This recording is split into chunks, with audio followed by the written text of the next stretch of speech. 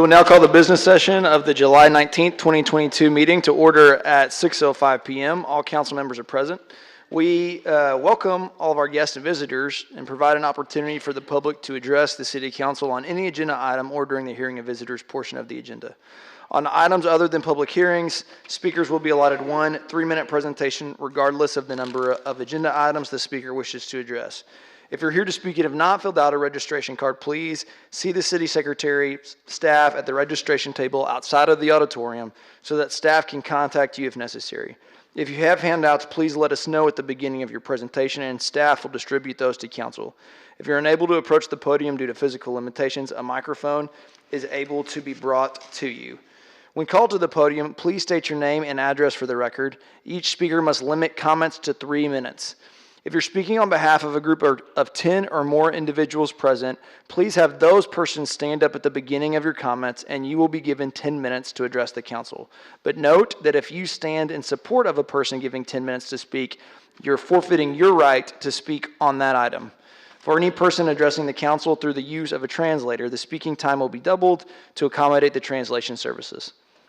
While public discourse is important, we have to maintain order in meetings so that all persons may be heard and that city business may be conducted.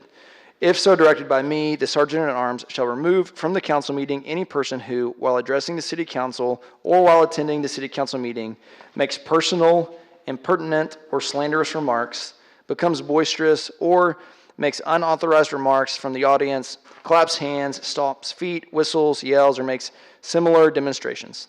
Now please join me for the Pledge of Allegiance.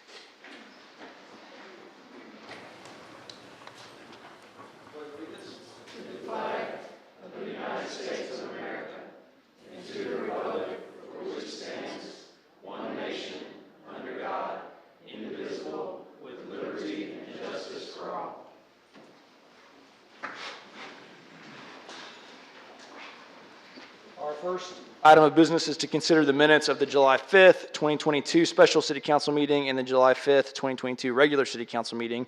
These minutes were provided in your meeting packet. Are there any corrections? No. If no, then the minutes will stand approved as submitted. And we will now transition to the public hearing portion of the meeting, which will be led by Beatrice Warden, our senior planner. She got the luck of the draw because our Clint Peters is out of town, and we've got 15 public hearings tonight, so it's a good one for him to choose to go out of town on. Welcome, Beatrice. Thank you. Honorable Mayor and Council, this is a public hearing to consider a resolution approving the following subdivision plat. Amended preliminary plat of the Lake Ridge Estates Edition, ETJ. The City Plan Commission on June 28, 2022 conducted a public hearing on this plat, and after hearing all testimony, the Commission recommended approval by a vote of 9-0 that the subdivision plat be approved. All right, are there any questions for staff? We will open a public hearing for comments. Or is there anyone here to speak on this item? We will close the public hearing and I'll ask for a motion. Move for approval. Second. We have a motion and a second. Is there any discussion? Please poll the council. Fairfield. Yes. Rodriguez. Aye. Palmer. Aye. Holmes. Aye. Meek. Yes, that motion carries. And the next item is public hearing 2022-454. Mayor, I'm sorry. Border Road. Yes.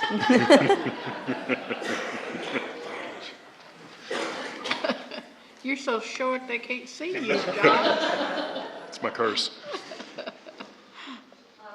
Council, this is a public hearing to consider a resolution granting a renewal of a special permit to Mission Waco Mission World, Inc. for Transitional Shelter 2 in an 03 district on property described as Lot 6 and 7, Block V, West End Edition, known as 2322 and 2324 Gorman Avenue.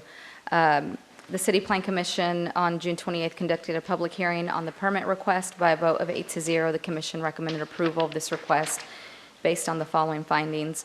1, that the proposed use is consistent with the comprehensive plan and the purposes and intent of Chapter 28 zoning of the Code of Ordinances of the City of Waco. 2, that the proposed use is compatible with appropriate and orderly development of the area in which it is located.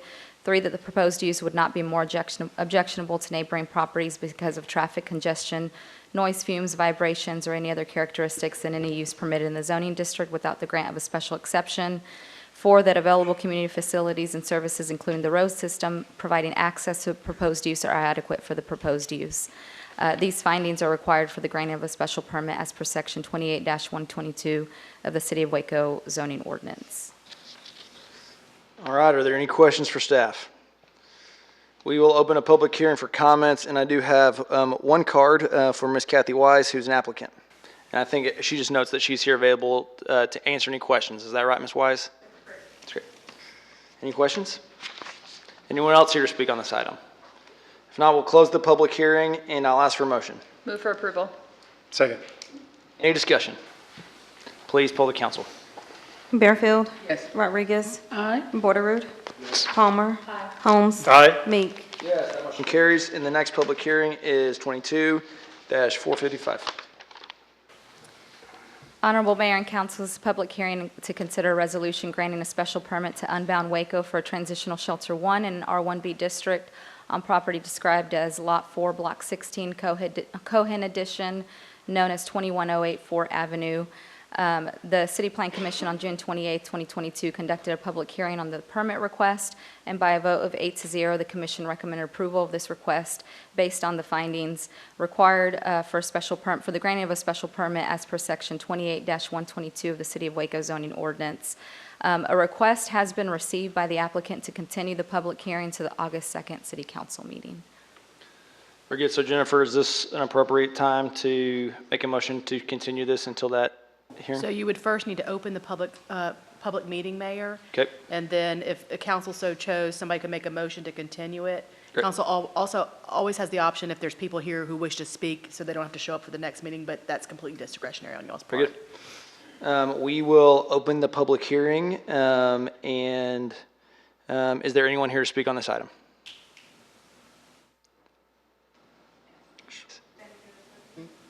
Sure, you're welcome to come on.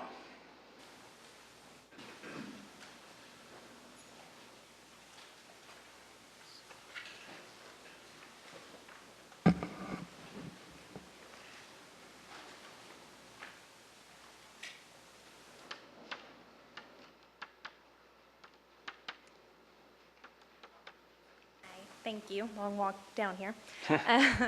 My name is Hannah Murray. I'm the program director for Unbound Now's transitional shelter that we hope to open, the Reagan. We do hope that we can move this to August 2nd, but I'm here for any comments, questions, or concerns. Thank you. Thanks. I'll entertain a motion from council. Pursuant to applicant's request, I move that we continue this hearing to our August 2nd council meeting. Second. Any discussion? Please poll the council. Rodriguez. Aye.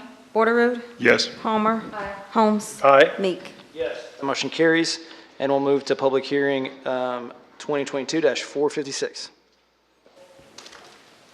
I have to apologize. I just realized that I was not reading the full caption. Is that an issue for the public hearings that we've? Okay. Sorry about that. Okay, Honorable Mayor and Council, this is a public hearing to consider a resolution granting a special permit to BW New Road Waco LLC for an automobile car washing establishment in a C2 district on property described as 1.232 acre tract of land out of 30.79 acres out of 147.379 acre tract of land situated in the T.J. Chambers Survey, abstract number 7, McLennan County, Texas, and being a part of a portion of that called 245.43 acre tract of land described in document number 2012-2023-563, official public records of McLennan County, Texas, known as 2301 South New Road. The City Plan Commission on June 28th, 2022 conducted a public hearing on the permit request, and by a vote of 6-3, the Commission recommended approval of this request based on the findings required for the granting of a special permit as per Section 28-122 of the City of Waco zoning ordinance. There were 10 notices mailed on this request and 0 returned. Are there any questions for staff? We will open a public hearing for comments, and I have 3 cards on this, and I think they're all applicants. And the first one represent the applicants, and the first one I have is Isaac Suarez. And just for ordering purposes, next we have Brett Burdon and John McNamara.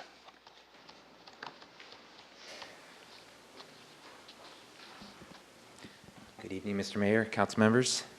My name is Isaac Suarez. My address is 8700 Jameel Road, Houston, Texas 77040. I'm the architectural coordinator for Blue Wave Express Car Wash, and I'm here in support of the resolution for the special permit for our car wash in the C2 zoning district. I'd like to take just a quick moment to briefly introduce our company. We were founded back in 2007, and we've grown to 37 locations, mostly here in Texas, but some in California as well. And in addition to that, we have abided by many founding principles, but one is that we strive to offer the highest quality wash while pursuing the lowest environmental impact in our wash process as well. So to do this, we've spent hundreds of hours of research, R&D, trial and error experiments to find a system that allows us to reclaim 85% of the water used in the wash process. And we continue to strive to improve that process as well. 3 additional benefits of our wash is that we have a 50 to 75% reduction in our water usage compared to your typical at-home or driveway car wash. We also ensure and guarantee the use of biodegradable soaps and cleaning agents. And then additionally, we send all of our sanitary discharge via a pre-treatment system. It takes about 6 hours, and it goes through 3 tanks, then to a sand oil separator, and finally off to the sewer main. In our due diligence for this site here, specifically in Waco at Creekview and South New Road, we were excited to see a lot of local development, a lot of planned development, and the signalization at South New Road and Creekview is also an ideal condition for our business model. So despite some neighboring competition, we feel very confident in our strategic position there, and we look forward to becoming a member of the Waco community, and we look forward to servicing the 100,000 local community members, as well as the 27,000 I-35 daily commuters. I'm here for any questions. We look forward to your consideration. Thank you. Any questions? Next card we have is Brett Burdon.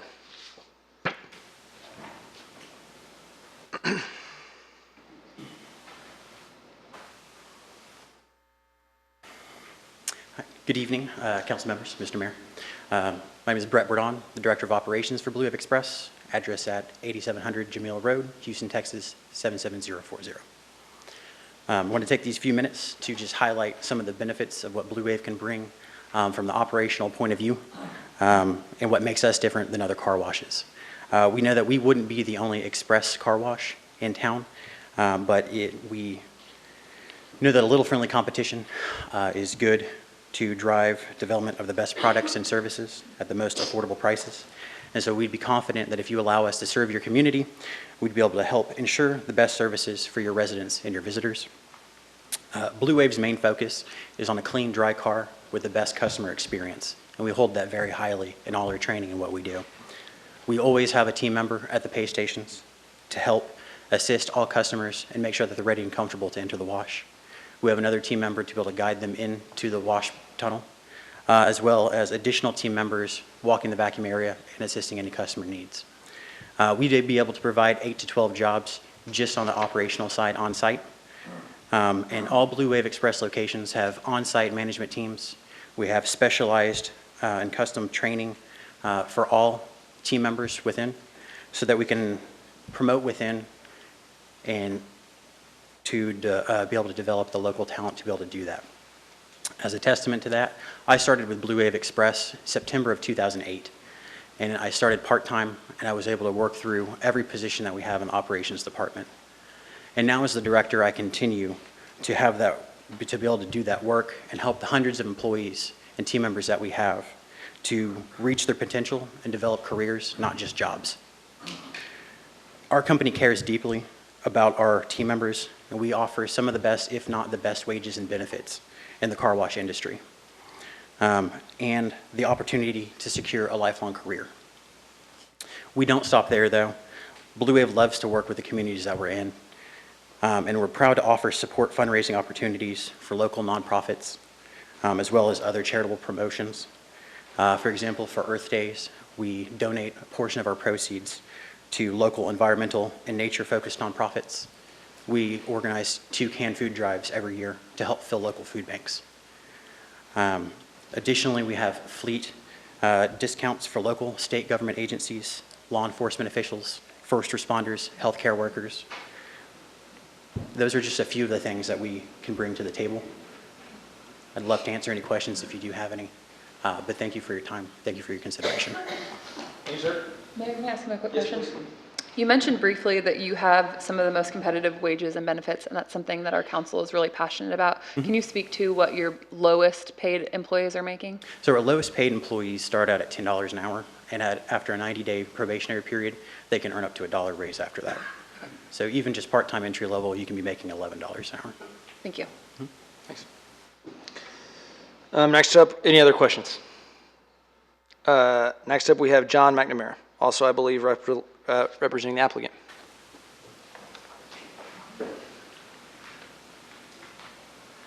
Good evening, Council. My name is John McNamara. I live at 127 Latigo Lane, Boerne, Texas, 78006. I'm here to support the project. I think my colleagues pretty much said it all. I'm with the civil engineering firm, Matkin Hoover, that's working directly with them. I think we have a pretty good project here. Everything that we've corresponded with the city has been pretty positive and moving forward, and so I'm really here mainly to ask any questions you may have on a technical matter. So, Any questions? Thank you, sir. thank you, Council. Is there anyone else here that would like to speak on this item? If not, I'll close the public hearing and I will ask a motion. Move for approval. Second. Any discussion? Please poll the council. Fairfield. Yes. Rodriguez. Aye. Borderoad. Yes. Palmer. Holmes. Aye. Meek. Yes, that motion carries, and we'll move on to public hearing 2022-456. Honorable Mayor and Council, this is a public hearing to consider a resolution approving the final plan unit development plan for Phase 3 for a PUD described as 23.84 acre tract of land located in the L Marble Survey, Abstract 580 in the city of Waco, McLennan County, Texas, being a portion of the remainder of a called 151.173 acre tract described in a deed to LG Callan LLC recorded under McLennan County Clerk's document 2015-023163 of the official public records of McLennan County, Texas, and the remainder of a called 5.953 acre tract described in a deed to LG Callan LLC recorded under MCCD 2015-026944 of the official public records of McLennan County, Texas, property ID 130362.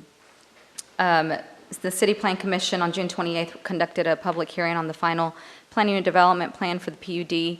By a vote of 9-0, the Commission recommended approval of the final PUD plan based on the following findings and conditions. 1, the final PUD plan is consistent with the approved concept PUD plan, conditions of the approved concept PUD plan, and the requirements of the PUD ordinance. 2, the circulation plan, public facilities and services plan, preliminary architectural plan, and site development and landscaping plan, including the final PUD plan, are adequate. 3, the proposal for the maintenance of common open space included within the PUD is accurate, and the following conditions would apply.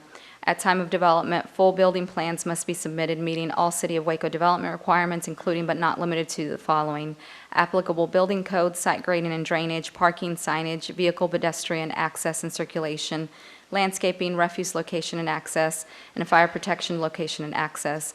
Building permits will not be issued until full compliance with all development standards of the City of Waco and the approved PUD plans. And 2, the property must be platted meeting requirements of the PUD and subdivision ordinance before the issuance of building permits. We mailed out 43 notices and had 1 return opposed on this request. Are there any questions for staff? We will open a public hearing for comment, and I have 2 cards. The first is Steve O'Connor. And the second is Rusty Steed.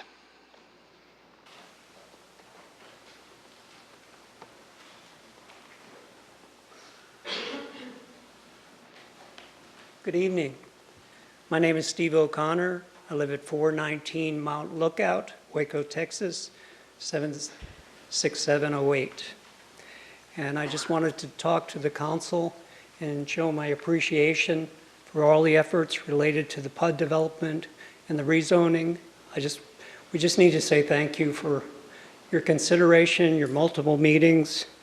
I just want to say thank you to the city planners Mr. Peterson, who's amazing with his experience and wisdom in communicating with the neighborhood association and direction and the choice of his vacation timing. I'd like to thank the engineers, specifically the runoff engineers. Being an engineer myself, I really appreciate the knowledge and wisdom in communication and communicating with me and related to the efforts of the development and my concerns related to water runoff on the north and the south, which on the south seems to be neglected. I'd like to thank the Neighborhood Association Department, the Millette, Rolando, in terms of their excellent information and communication with you. We don't say thank you enough. I'd like to thank also the developer who has opened his communication to us and listened to our concerns and incorporated where he felt appropriate or where he could. I just thank him for selecting McCann Adams as a developer who's amazing experience with the development, and I look forward to seeing what the development entails. I thank them for allowing the Neighborhood Association to communicate and to voice their concerns and listen and incorporate as they could. I thank Jonathan of that developers for his time and commitment and communication to us.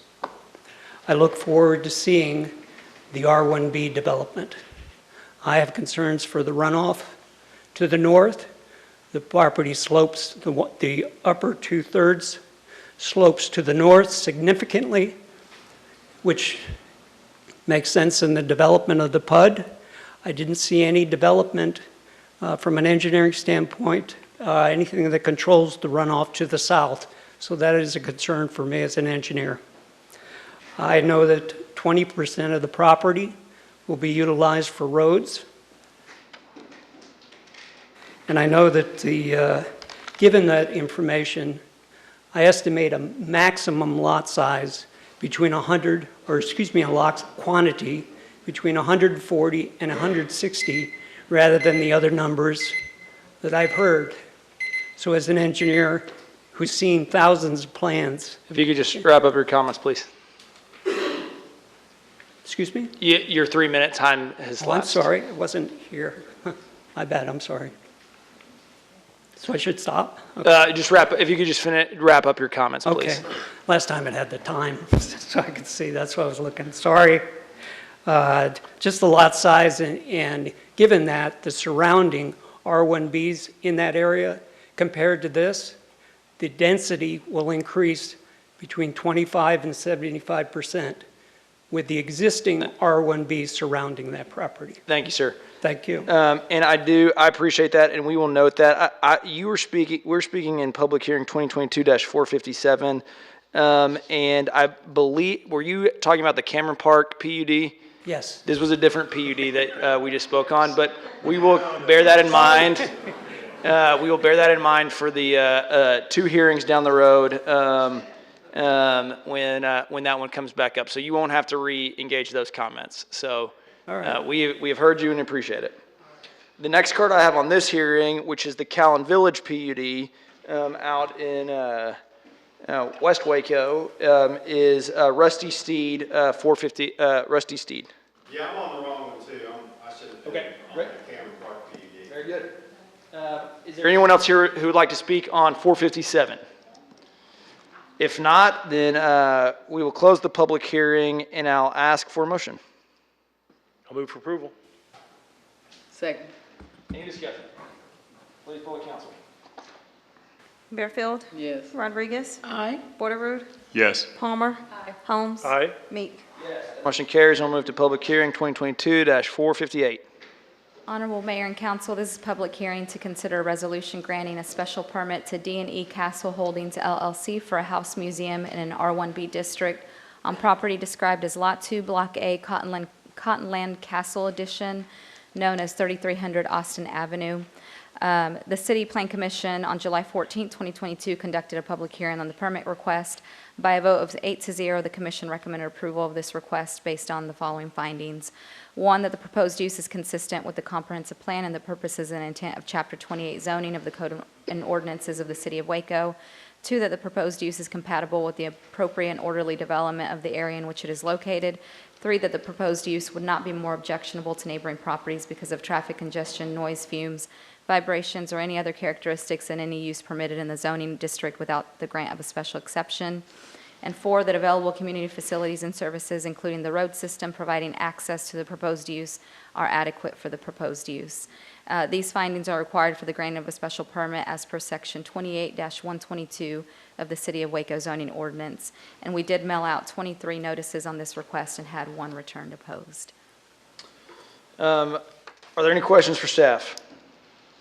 We will open a public hearing for comments. Is there anyone here to speak on this item? If not, I'll close the public hearing and ask for a motion. Yes, Mayor, I'll move for approval for the special permit, and with a note that I appreciate all the good work done to bring the neighborhood involved in the decision-making process, including an open house, but also appearing at a neighborhood association meeting, soliciting that input, and working on those concerns. And there were only few that were discussed. So appreciate this. Looking forward to this time-restricted permit. I'll second the motion. Any discussion? Please poll the council. Field. Rodriguez. Borderoot. Yes. Palmer. Aye. Holmes. Aye. Meek. Yes, that motion carries, and we'll move to public hearing 2022-459. Honorable Mayor and Council, this is a public hearing on an ordinance of the City of Waco, Texas, creating a plan unit development, PUD, approving the concept plan for the PUD and changing the zoning classification from R1B to a plan unit development on certain property described as property located southeast of Park Lake Drive and North 19th Street, being described as 35.859 acres situated in the John Stevens Survey, Abstract 784, McLennan County, Texas, embracing all of a called 35.853 acre tract conveyed to BP Texas Commercial LLC, a Texas limited liability company, and clerk files number 2016-003866, official public records of McLennan County, Texas, repealing all ordinances or parts of ordinances in conflict herewith, providing for penalties, providing a severability clause, and finding and determining that the meeting at which this ordinance is passed is open to the public as required by law.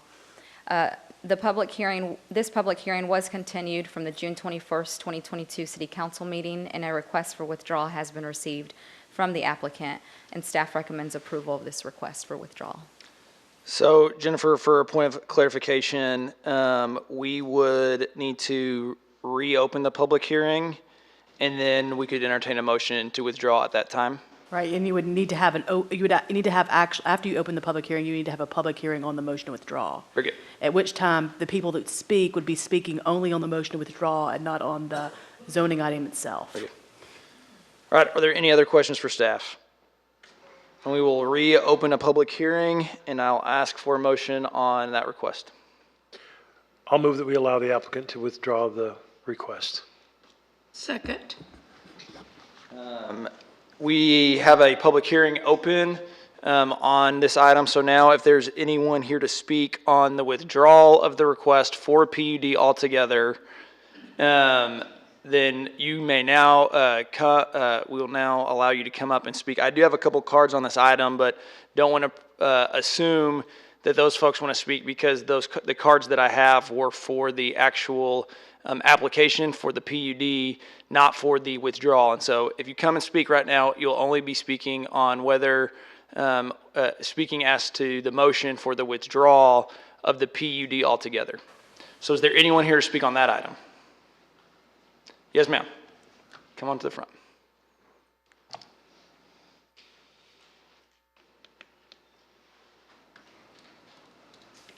Hi, I'm Greta Knoll. I live at 3421 Edward Drive. I'm the Vice President of the Cameron Park Neighborhood Association. Hi.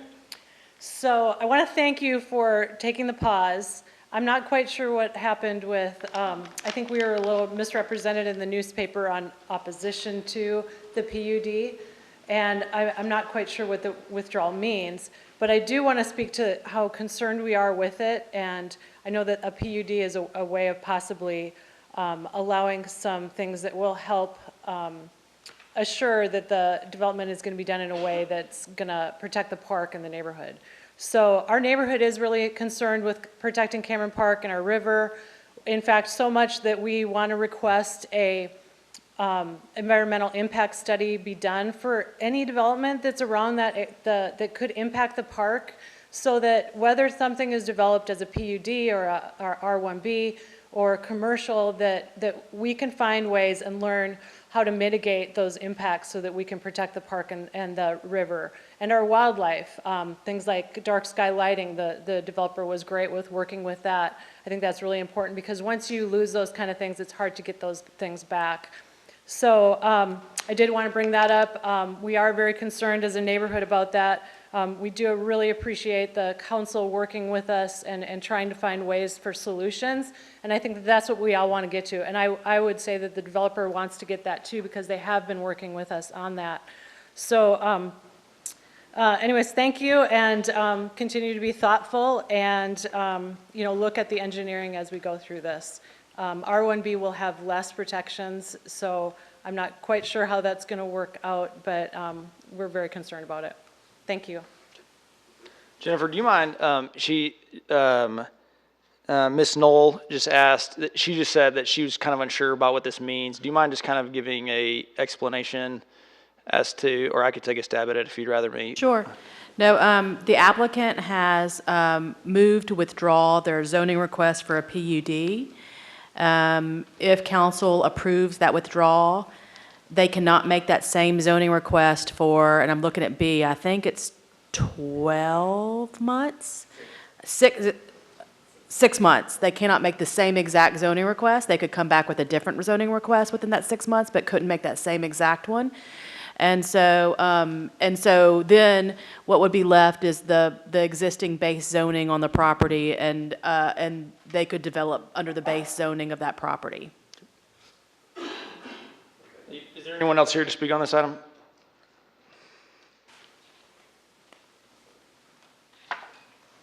I'm Rusty Steed. My address is 4300 West Waco Drive, number B2216 here in Waco. So my concern with withdrawing the PUD is that, as Jennifer said, that the developer could just move forward without having to have things like environmental studies, traffic studies, things like that. As Steve said, the land kind of slopes off, and where it meets the Encore easement, there's actually a huge ravine over there, and a lot of water dumps in over there. So if we have even more impervious ground cover, that's going to be a problem. The traffic issue. And again, I know we're not discussing the articles of the development.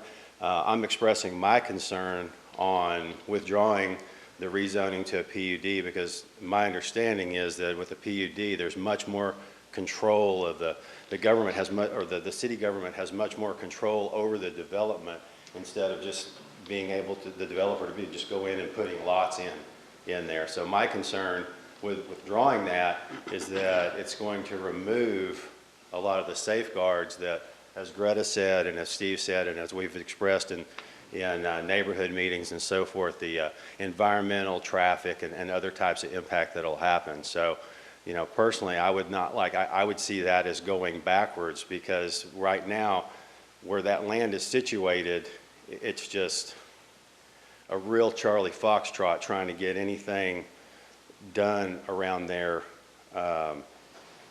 Well, it would be, without having the proper studies done, it would be a real quagmire. And so I think that zoning it a PUD is going to be the wisest thing for the city. And I'm kind of concerned, honestly, that the developer has taken such a 180, and I do appreciate them coming out. I do appreciate all the time that they've spent. I appreciate the city planning office coming out also. But it kind of causes me a little bit of concern. I don't know if they see us as adversarial, like Greta had said, that the paper kind of did it that way. It's not that we're adversarial. It's that we want the best for Waco. We want the best for our neighborhood. We want the best for the park. We want the best for the long term. So it's kind of concerning to me that that is being withdrawn. So I just wanted to express that. Thank you for your time. Thank you. Is there anyone else here to speak on this, on the withdrawal? Oh, no, you've already, well, Jennifer, I mean, you've already spoken on this item, I guess, but you haven't spoken on the withdrawal yet, so. Allow him to Very good. because he hasn't spoken on this public hearing. I think that might be the safest thing to do. Very good. You can speak.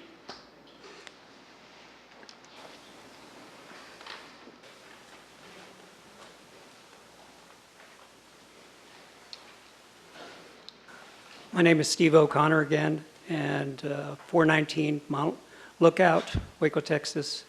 And I'd just like to second and reinforce what the two previous speakers have said. My communications with the city, with all the engineering departments in the past, and for this project specifically as an engineer, I have a lot of faith in the city taking more control over this property. And I request that this be, I know that this is non-standard for what is usually done related to a PUD withdrawal request, but in this circumstance, by this park, it's very important that and I trust the city and the engineers and the staff and the planners, and I'd like to know that they're more involved with this piece of property going forward, please. Thank you very much. Thank you. Anyone else here to speak on this item, on the withdrawal? Yes, sir.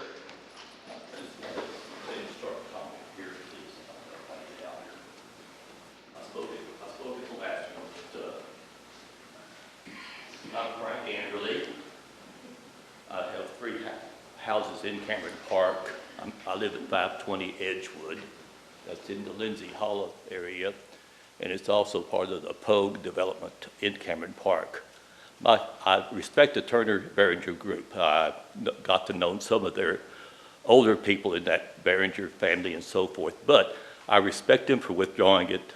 I noticed that the previous development over on the Callan place is about 80 houses on about 30 acres.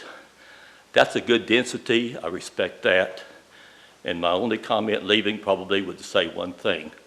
It would be heck to run 150 cows on 39 acres in Cameron Park and not expect a problem. If you understand my 150 houses and 150 cattle on 39 acres, it just don't work. Appreciate it. Thank you. Thank you. Anyone else here to speak on the withdrawal? All right, we will close the public hearing and I will ask for a motion. Oh, we have a motion and a second. So Motion and a second on the withdrawal. Any discussion on the withdrawal? And I'll just start by saying I appreciate everyone who's here tonight. I have deep care for Cameron Park. It's one of my family's favorite places to go. We have several friends, close family friends who live in this neighborhood association. The city has in fact purchased, I think, around 80 acres adjacent to Cameron Park in the last couple of years for parkland to preserve and expand the footprint of the park. So I have deep admiration for the park. I personally think that a developer shouldn't be forced to develop a PUD once the zoning, when the zoning already exists. I think that it's problematic, in fact, for a developer to find themselves in a situation where they apply for a PUD and then want to just leave the zoning as is, and to force their hand into that is something that I think would be problematic. So I'm understanding of the concerns here today, but think if the zoning is already zoned what it is and the developer wants to stick with what the zoning is, then we can't force them to. I don't think it makes sense for us to force them to proceed on something that they've applied for but no longer wish to develop under. So I'll be voting for the withdrawal.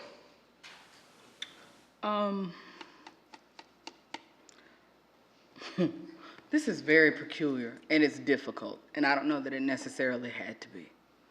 I think that as a person who lives in Cameron Park, I fully understood the concerns of the people who also live in Cameron Park, people who frequent the park to experience its nature and its beauty.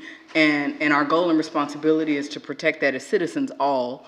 council especially, and I think that this council and the previous councils have done a tremendous effort to do so. One person said, y'all should have just bought it. Well, no, because there's only so much money in the world. But I think that we've made significant efforts to preserve our park in the purchase to acquire more properties to protect that as city. Where I run into the problem is that we as a body, and I'm talking about as a Cameron Park resident, can't have it both ways. I think the problem we ran into is that at one point we had asked the developers, to what we wanted, what the goals were, stated what we wanted and expected to preserve our community and neighborhood. And I think for the most part, they tried to meet us there. But I think that, I know the meeting that I went to, and I haven't been to but one. And it was said that, the way this is zoned, the developer can do what it wants to do. And I think the safest thing to do is to put it in a PUD, because then that allows this body to protect it a little bit more. Now, I know that the viewpoints that were represented in the paper weren't the viewpoints of all of the neighborhood association. I know that. I think they know that. They meaning the developers. So at this point, I think all we can do is hope that the developer intends to go forward, because it's their property, they can do with it what they choose. That they go forth with the knowledge and understanding of what you all as a community want to see, and go forward to do that and meet at the best possibility, but they have no requirements to do so in this way. It's not often that I don't know exactly what to do. But in this point, I'm just really unsure. And I'm being as honest with you as I can, because I know that there were some things regarding traffic, regarding the study, regarding the environmentals that are sound and needed to be done and asked and expressed. And from the last that I got from the developers, those were things that were going to happen. But I think in the last meeting, when the folks who were speaking out against and demanding that more time be put, even making inferences that nefarious things would be slipped under the guise of a 4th of July meeting and coming back to work, I think that was unnecessary. And so now we're here, and the people have said, I don't have to do this. And so we are at where those unintended consequences come in. But I'm going to hope that because these are developers that have literally done things to save unsalvageable buildings in this city and around this community, that they still have Waco's best interest at heart, that they still have Cameron Park's best interest at heart. But, you can't make people, you can help, I can help you be great, but I can't make you be. And you can help businesses do and put things in place to guide and lead. But at the end of the day, it is their choice because it's their property. So we are, again, at an incredibly unusual space. And I hope that as we develop this space, we'll continue to do what I know Wacoans would do to protect our jewel, and that jewel that we have in Cameron Park. Any other discussion? Please poll the council. Yes. Rodriguez?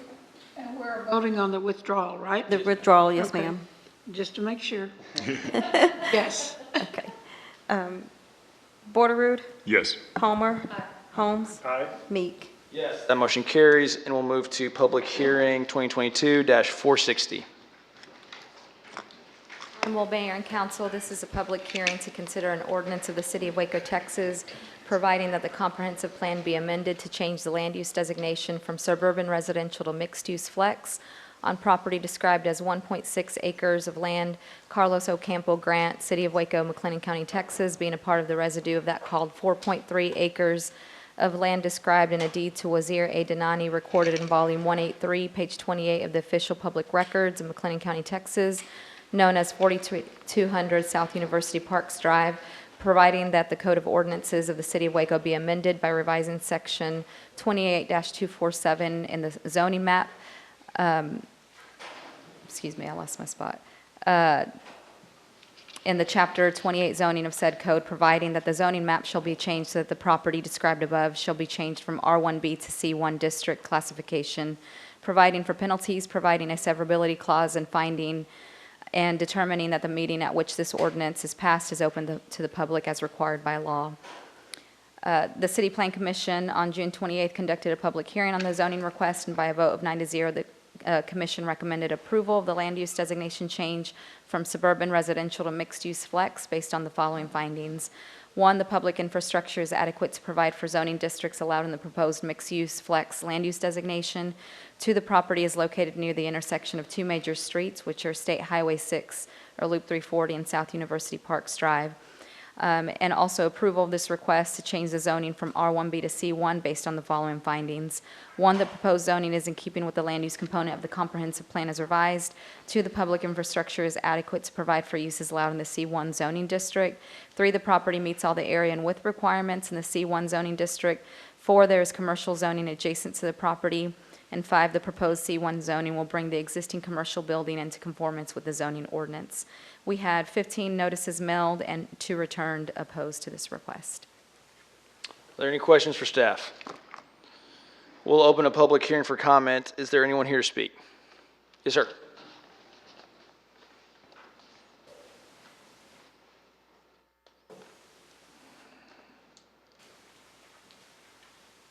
Good evening, everyone. Wazir Danani here, 3820 Franklin Avenue, Waco, Texas, 76710. I'm here to answer any questions you might have concerning this property. Any questions? So, can you tell me a little bit more about the changes that are going to be made? Because I understand that it's only a certain part of the property that you own that will be the zoning will be changed, and the back half will remain residential. Is that correct? That's correct. Yes, ma'am. The zoning will be changed only the property facing University Park Drive. Property facing South 3rd Street will remain the same. Any other questions? Are you aware that there's a blind school next to your property? Yes, ma'am. What you propose, and I know this may be crazy and way out of line, but what you propose to do, would that in any way bring any harm to those people in that school, or bring so much traffic or whatever to propose a danger to that school? No, ma'am, not at all. Not at all what? Well, this property always been a commercial property, and there's an existing structure there. This used to be a convenience store, Chevron branded. Yes, ma'am. And there's been a mobile home park at the back of it, and I intend to just do pretty much retail and multi-family or something like that. So we don't intend to sell any liquor there or any clubs there or anything to that nature, you know. I know under the zoning you cannot anyway. With alcohol sales, it says no. Yes, ma'am. But so, thank you. Thank you. Is there anyone else here to speak? We'll close the public hearing, and I will ask for a motion. Move for approval. Second. Any discussion? Please poll the council. Bearfield? Yes. Rodriguez? No. Borderood? Yes. Palmer? Aye. Holmes? Aye. Meek? Yes. That motion carries, and we'll move to public hearing 2022-461. Honorable Mayor and Council, this is a public hearing to consider an ordinance of the City of Waco, Texas, providing that the Code of Ordinance of the City of Waco be amended by revising Section 28-247 and Chapter 28 zoning of said code, providing that the zoning map shall be changed so that certain property described as 9.23 acres, more or less out of the T.J. Chambers Grant, McLennan County, Texas, save and except 0.4015 acres out of the T.J. Chambers Grant, McLennan County, Texas, as conveyed to City of Waco in Volume 1815, page 679 of the deed records of McLennan County, Texas, known as 1600 Gurley Lane, shall be changed from R1B district classification and be designated into R3C district classification, providing for penalties, providing a severability clause, and finding and determining that the meeting at which this ordinance is passed is open to the public as required by law. The City Plan Commission on June 28, 2022 conducted a public hearing on the zoning request. By a vote of 9-0, the Commission recommended approval of this request to change the zoning from R1B to R3C based on the following findings. 1, the proposed zoning is in conformance with the land use component of the comprehensive plan. 2, the property meets all the area and width requirements for the R3C zoning district. 3, the existing public infrastructure is adequate to provide for uses allowed in the R3C zoning district. And 4, there's other multifamily zoning in the vicinity of the subject property. We mailed out 20 notices and had 0 returned on this request. Are there any questions for staff? We will open a public hearing for comment. Is there anyone here to speak on this item?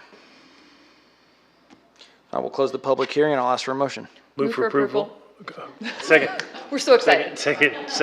Second. We have a motion and a second. Any discussion?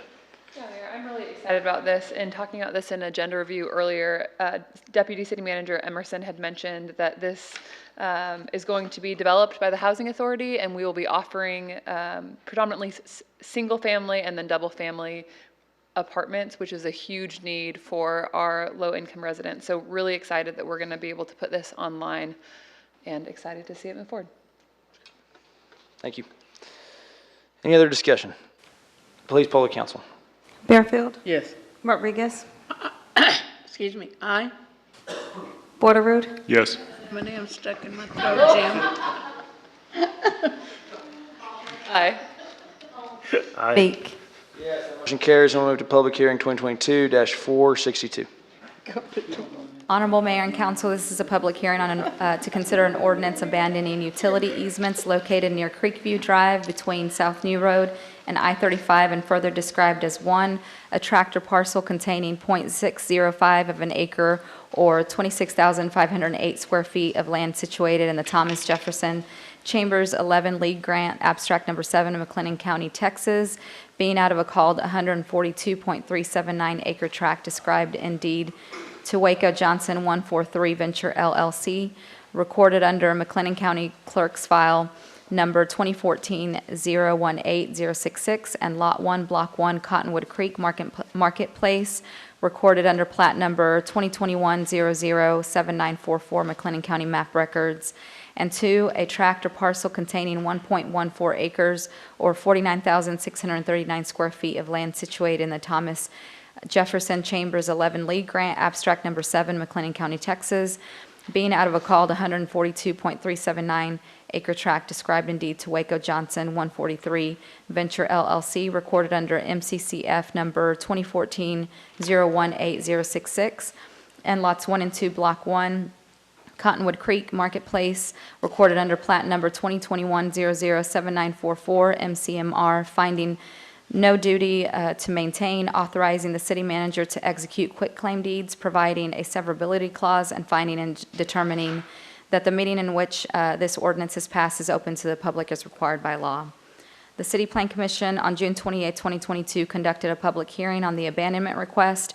By a vote of 9-0, the Commission recommended approval of the abandonment based on the following findings and subject to the following condition. The finding is that utility access for surrounding properties is not adversely impacted by the abandonment of this easement, and the condition is that any existing facilities in the ground must be abandoned in accordance with City of Waco Engineering Department standard specifications for construction and/or standard details. There were 10 notices mailed for this request and 0 returned. Is there any questions for staff? Are there any questions for staff? Now we'll open a public hearing for comment. Is there anyone here to speak on this item? If not, we'll close the public hearing and I'll ask for a motion. Move for approval on first reading. Second. Any discussion? Please poll the council. Bearfield, Yes. Rodriguez, Aye. Borderood, Yes. Palmer, Holmes, Aye. Meek. The motion carries. We'll move to public hearing, 2022-463. Honorable Mayor and Council, this is a public hearing to consider an ordinance abandoning a general utility easement described as .552 acre general utility easement tract in the city of Waco, McLennan County, Texas, being out of Lot 3, Block 2, Providence Hospital Addition, according to the plat thereof recorded under McLennan County Clerk's document 2001-007 308 of the official public records of McLennan County, Texas, and being all of the called .552 acre general utility easement retained by City of Waco Ordinance Number 1981-46, recorded in volume 1392, page 173 of the deed records of McLennan County, Texas, finding no duty to maintain, authorizing the city manager to execute quitclaim deeds, providing a severability clause, and finding and determining that the meeting at which this ordinance is passed is open to the public as required by law. The City Plan Commission on June 28, 2022, conducted a public hearing on the abandonment request. By a vote of 8-0, the Commission recommended approval of the abandonment based on the following findings and subject to the following conditions. The finding is that utility access for surrounding properties is not adversely impacted by the abandonment of this easement, and conditions are that any existing facilities in the ground must be abandoned in accordance with City of Waco Engineering Department standard specifications for construction and/or standard details, or must be relocated at owner's expense. And 2, all existing utility access and service for surrounding properties shall remain in current location and condition. We had 20 notices mailed and 0 returned on this request. Thank you. Are there any questions for staff? We will open a public hearing for comment. Is there anyone here to speak on this item? If not, we'll close the public hearing and I'll ask for a motion. Move for approval. Second. Any discussion? Please poll the council. Bearfield, Yes. Rodriguez, Aye. Borderood, Yes. Palmer, Holmes, Aye. Meek. Yes, that motion carries. We'll move to public hearing 2022-464. Honorable Mayor and Council, this is a public hearing to consider an ordinance of the City of Waco, Texas, providing that the comprehensive plan be amended to change the land use designation from industrial to office industrial flex on property described as 23 acres of land, being all of that tract of land in McLennan County, Texas, out of the Carlos Ocampo Survey, abstract number 32, and being part of that called 215.88 acres of land described in a deed to Mercer McMillan LLC as recorded in McLennan County Clerk's document. Sorry, I'm a little tongue-tied. 2021-046, 499 of the official public records of McLennan County, Texas, and located between Bagby Avenue and Interstate Highway 35 southeast of the intersection of Gateway Boulevard and Bagby Avenue, providing that the Code of Ordinances of the City of Waco be amended by revising Section 28-247 and Chapter 28 zoning of said code, providing that the zoning map shall be changed so that the property described above shall be changed from M2 to O2 district classification, providing for penalties, providing a severability clause, and finding and determining that the meeting at which this ordinance is passed is open to the public as required by law. The City Plan Commission on June 28, 2022 conducted a public hearing on the zoning request.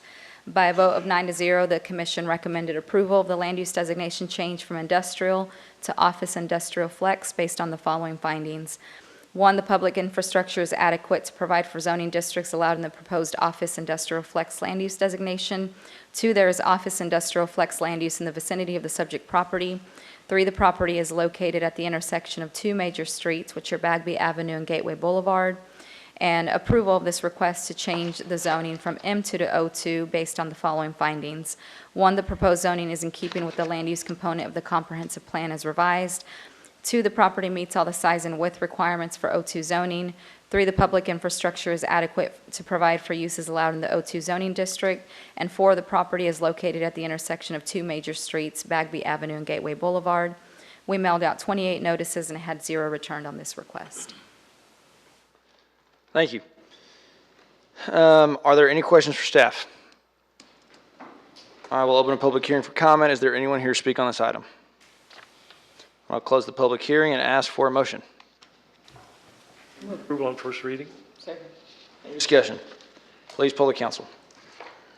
Fairfield. Yes. Rodriguez. Borderood. Palmer. Holmes. Meek. That motion carries, and we'll move to public hearing 2022-465. Honorable Mayor and Council, this is a public hearing to consider an ordinance amending Section 28-930 in Chapter 28 zoning of the Code of Ordinances of the City of Waco, Texas, for the purpose of removing the requirement for a permit and fees associated with holding garage or yard sales, repealing all ordinances or parts of ordinances in conflict herewith, providing for inclusion in the code, providing for penalties, providing a severability clause, and finding and determining that the meeting at which this ordinance is passed is open to the public as required by law. City staff drafted this ordinance to remove the requirement for a permit and fees associated with holding garage or yard sales. Although a permit is no longer required, the operation of garage or yard sales must still meet criteria outlined in Section 28-930 of the ordinance. Peer city comparisons were conducted, and Waco is one of 3 cities of 12 that require a permit for fee for garage or yard sales. The City Plan Commission on June 28, 2022 conducted a public hearing on the above ordinance amendment, and by a vote of 9-0, the commission recommended approval of the amendment as proposed. All right, I have a big stack of cards on this, so just kidding. Are there any questions for staff? We will open a public hearing for comments. Is there anyone here to speak on this item? Everyone's welcome. If not, we'll close the public hearing and we will ask for a motion.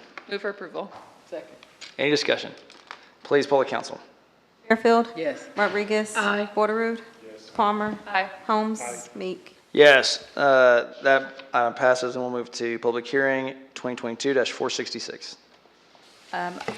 Excuse me, Honorable Mayor and Council, this is a public hearing to consider an ordinance providing for the extension of certain boundary limits of the City of Waco, Texas, and the annexation of certain territory consisting of approximately 77.29 acres of land, more or less, described as a 1 acre of land, more or less, out of the IPIT survey in McLennan County, Texas, being all of the Kenneth R. Byrd recorded in volume 1620, page 744 of the deed records of McLennan County, and 2 76.29 acres of land out of the Alfred Willingham survey, abstract number 897, and the Isaac Pitt survey, abstract number 713 in McLennan County, Texas, being a part of the remainder of that called 136.20 acre tract described in a homestead affidavit to W. Paul Ellis and Doris D. Ellis, recorded in volume 1415, page 704 of the deed records of McLennan County, Texas, and being the remainder of that called 16.3 acre tract described in a deed to Lee Ellis, recorded in volume 338, page 330 of the deed records of McLennan County, Texas, and being located along the west side of Harris Creek Road near the intersection of Church Road, and further located within Waco's extraterritorial jurisdiction, which said territory lies adjacent to and adjoins the present boundary limits of the City of Waco, Texas, providing for the designation of suburban residential as the comprehensive plan land use designation, and the designation of R1A single-family residence district zoning, assigning the annexed territory to City Council District 5, amending City of Waco Precinct 63 to include the annexed territory, directing that the city precinct or district map be revised to reflect that change, and providing voting location at any City of Waco vote center, providing that said territory bears pro rata part of taxes, and entitling inhabitants to all rights and privileges of citizens, and binding inhabitants to acts and laws of city, adopting a service plan, providing a severability clause, providing for publishing of ordinance, providing for penalties, and finding and determining that the meeting at which this ordinance is passed is open to the public as required by law. So I will go through this part of the presentation as we didn't get to it during our work session. So I've already covered the location of the proposed voluntary annexation area of approximately 77 acres. The applicant is proposing for the land use designation to be suburban residential, and the zoning to be come in as R1A single-family zoning district. And these are just a couple of images of the area in question. And excuse me, I'm flipping back and forth. I didn't know we had a bridge out there. Nice riverfront property right there. Little sales job. Not that one. The City Plan Commission held a public hearing on June 28, 2022, to receive comments concerning this annexation request, the designation of suburban residential as a land use designation, and the designation of R1A Single Family Residence Zoning District. At that meeting, the City Plan Commission recommended approval of the annexation, the designation of suburban residential as a comprehensive plan land use designation, and the designation of R1A Single Family Residence District zoning by a vote of 9-0. Are there any questions for staff? We'll open up a public hearing for comments. Is there anyone here to speak on this item? If not, we'll close the public hearing and I'll ask for a motion. I'll move for approval on first reading. Second, any discussion? Please poll the council. Bearfield? Yes. Rodriguez? Aye. Borderood? Yes. Palmer? Holmes? Aye. Meek? Carries. We'll move to public hearing 2022-467.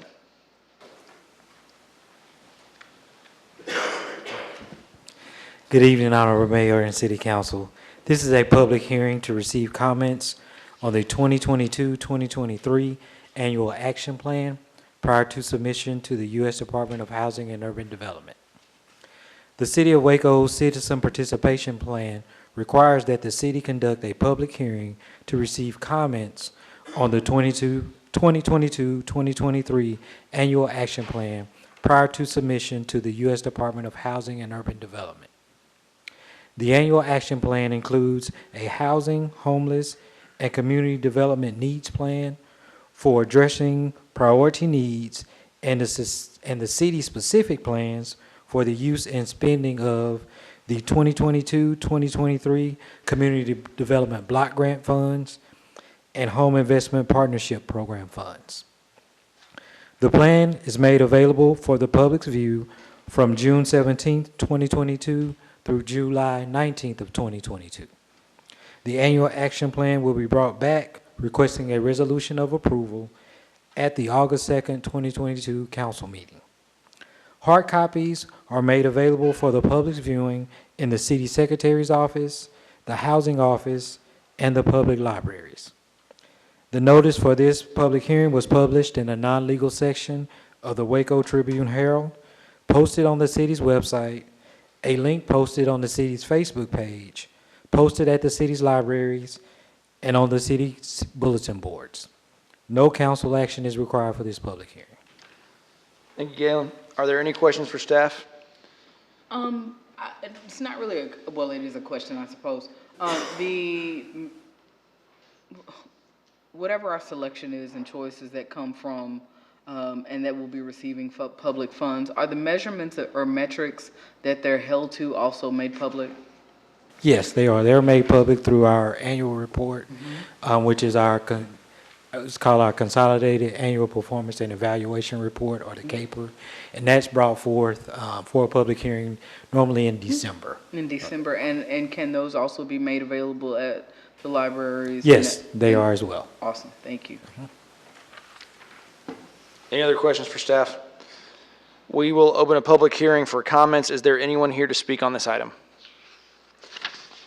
If not, I will close the public hearing, and the next item to consider is the consent agenda. The following item has been pulled from the consent agenda and will be voted on separately, and that is Resolution 2022-487. Is there, I have several cards for this one. The first card is from, I'm going to try to say this name right, Latayla Drake. Is that right? Close enough? Sorry. Well, please say it when you get to the mic properly so we'll know. Hi, it's Latayla Drake, 4013 Maple Avenue, Waco, Texas, 76707. I just put my card in so I could say that I think that they should get some EV cars. So, yeah. I didn't have 3 minutes worth of stuff to say. That's great. Okay. Thank you, ma'am. Appreciate you being here. Next, I have David Skelton.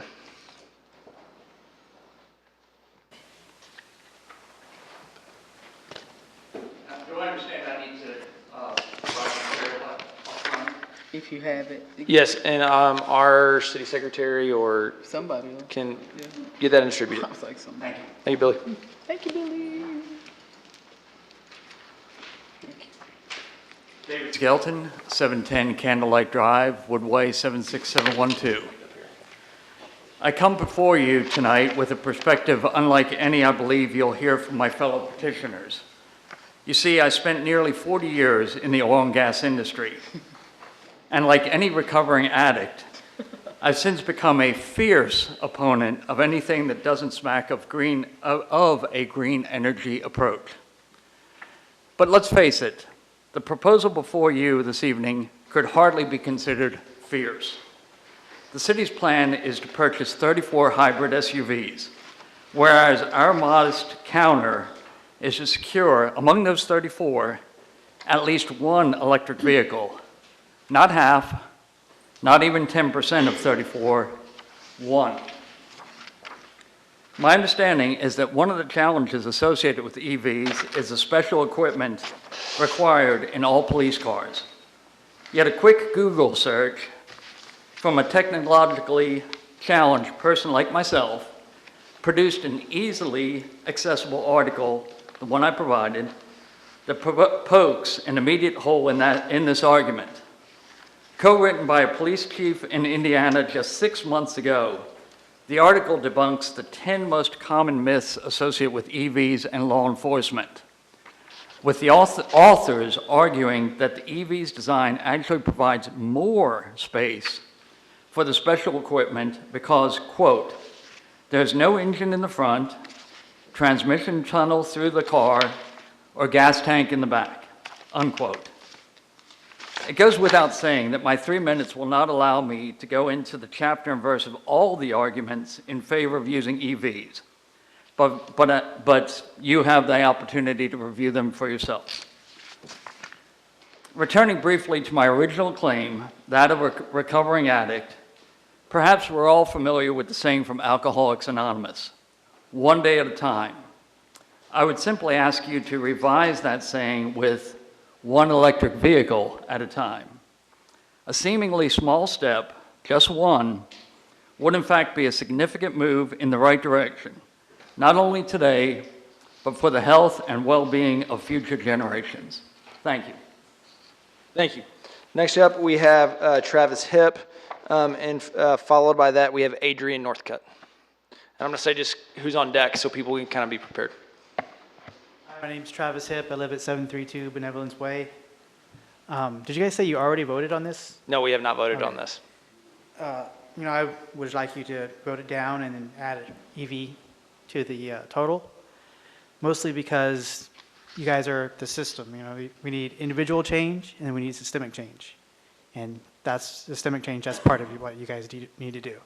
And so step up and take responsibility for that, at least a little bit. It's not saying you guys should buy all EVs every time, but at least one. Also, the air quality. It's a lot better for the air quality. Got to keep that into consideration. And I'm done. Thank you, sir. Appreciate you being here. Next, we have Adrian Northcutt, followed by Jack Bowers.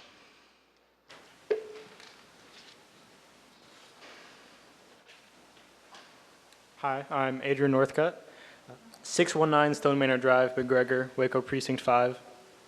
I was born and raised in Waco and now attend the University of Colorado Boulder. I'm disappointed when I see the City of Waco in 2022 propose to buy 34 hybrid SUVs, which will continue to produce greenhouse gases, making the climate crisis worse. From my life and education, I know that our modern civilization is built upon and advanced with the laws of physics, chemistry, biology, mathematics. Science has given us the lights in this room, the computers on your desks, the satellites give us crucial data on natural disasters, and modern medicine has doubled our life expectancy. Would you ignore your doctor's advice? Would you ignore a hurricane coming your way? So it is appalling to me to see this embrace of science abruptly stop when citizens and governmental officials ignore climate scientists. And I know that there are EV options for police vehicles. For example, in Boulder County, where I live, the sheriff's office uses a Tesla Model Y and it is found that it is 6.5 times cheaper to operate per mile than the Ford Interceptor hybrid. To conclude, I call on the city to heed the warnings of climate scientists and do all it can to decrease its greenhouse gas emissions, including using this opportunity to purchase EV police vehicles. Your inaction may be easy, but it will be costly, not just monetarily, but to our warming planet and to generations that will have to live with the consequences of your cold feet. Thank you. Next we have Jack Bowers, followed by Daniel Scott.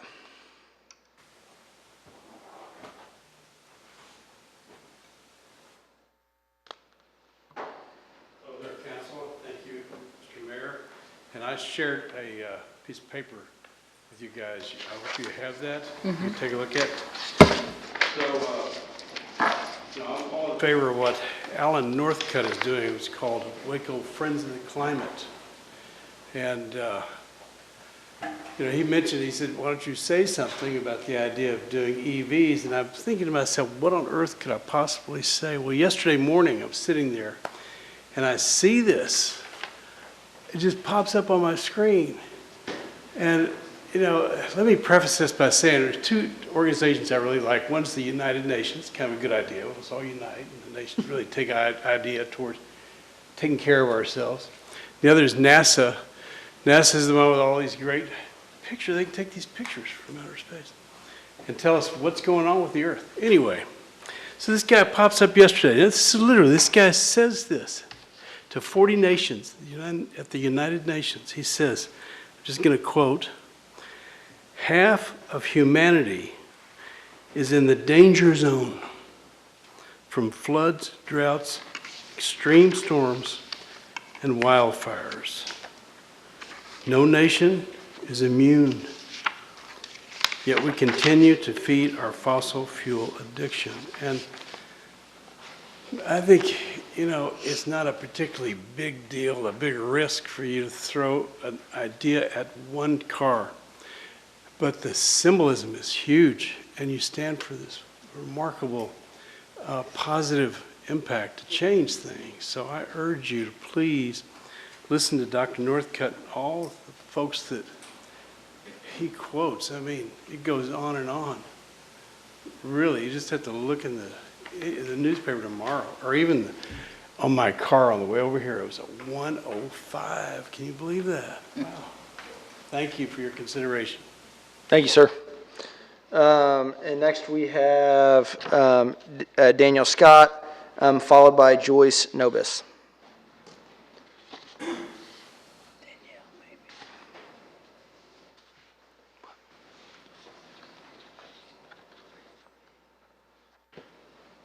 Council members, good evening. How are you guys? I am so nervous, so excuse me. My name is Danielle Scott. I live at 1228 Sunset Street, 76710. I'm in your district, District 4. I am a mom, a wife, and a student at Oregon State University, where I'm pursuing my undergrad in environmental economics and policy and minoring in sustainability, with my end goal to go to law school for environmental law. The climate crisis is the most pressing issue of our time. It should have been addressed decades ago, but it has become politicized, and power and money have gotten in the way of logic and seeing what's really going on around the world. I know there's concern about economy and the society and what's going to happen with the money if we turn green, but what's going to happen to the earth if we don't? Because everything that we have depends on the earth, from the water you drink to the food you eat to the clothes that you wear. Everything comes from the earth, and if we destroy it, we destroy ourselves.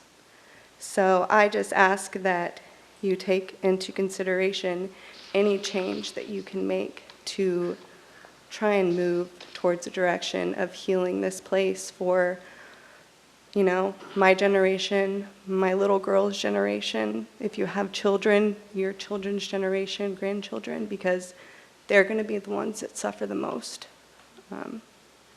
Thank you. Thank you. Next, we have Joyce Nobis, followed by Alan Northcutt.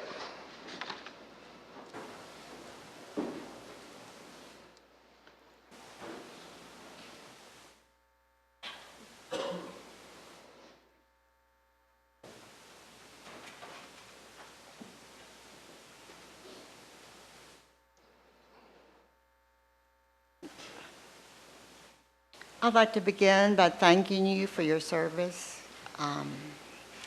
It's awesome. Thank you very much, each of you. My name is Joyce Nobis. I live at 1629 Meridian, Texas, 76708. I am a registered nurse.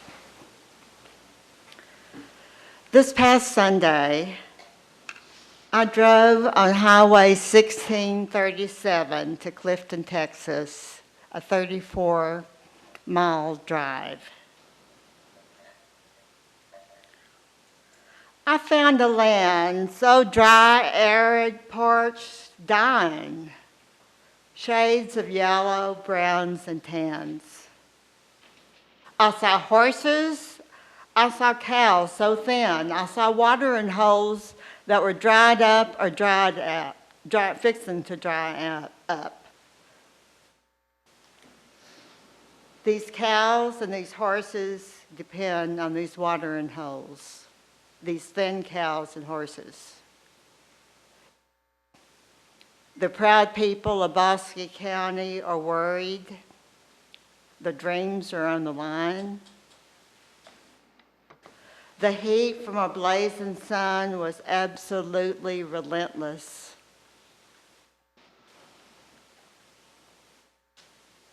Later, driving back to Waco on Highway 6, I saw an old man, an elderly man pushing some type of cart. He appeared to be he appeared to be walking from Clifton to Valley Mills. The heat was relentless. Was this an emergency?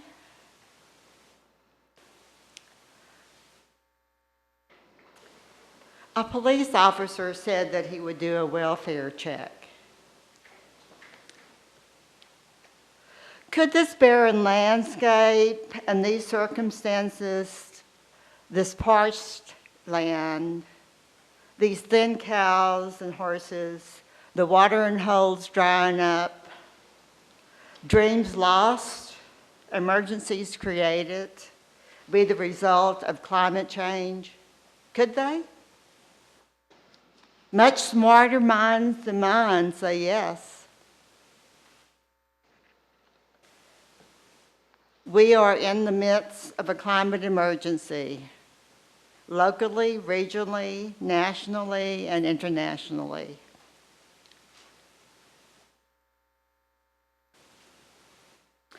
However, I honestly believe that it's not too late to save some of us. Not all of us, but some of us. Please, Thank you. Thank you, ma'am. Next, we have Alan Northcutt.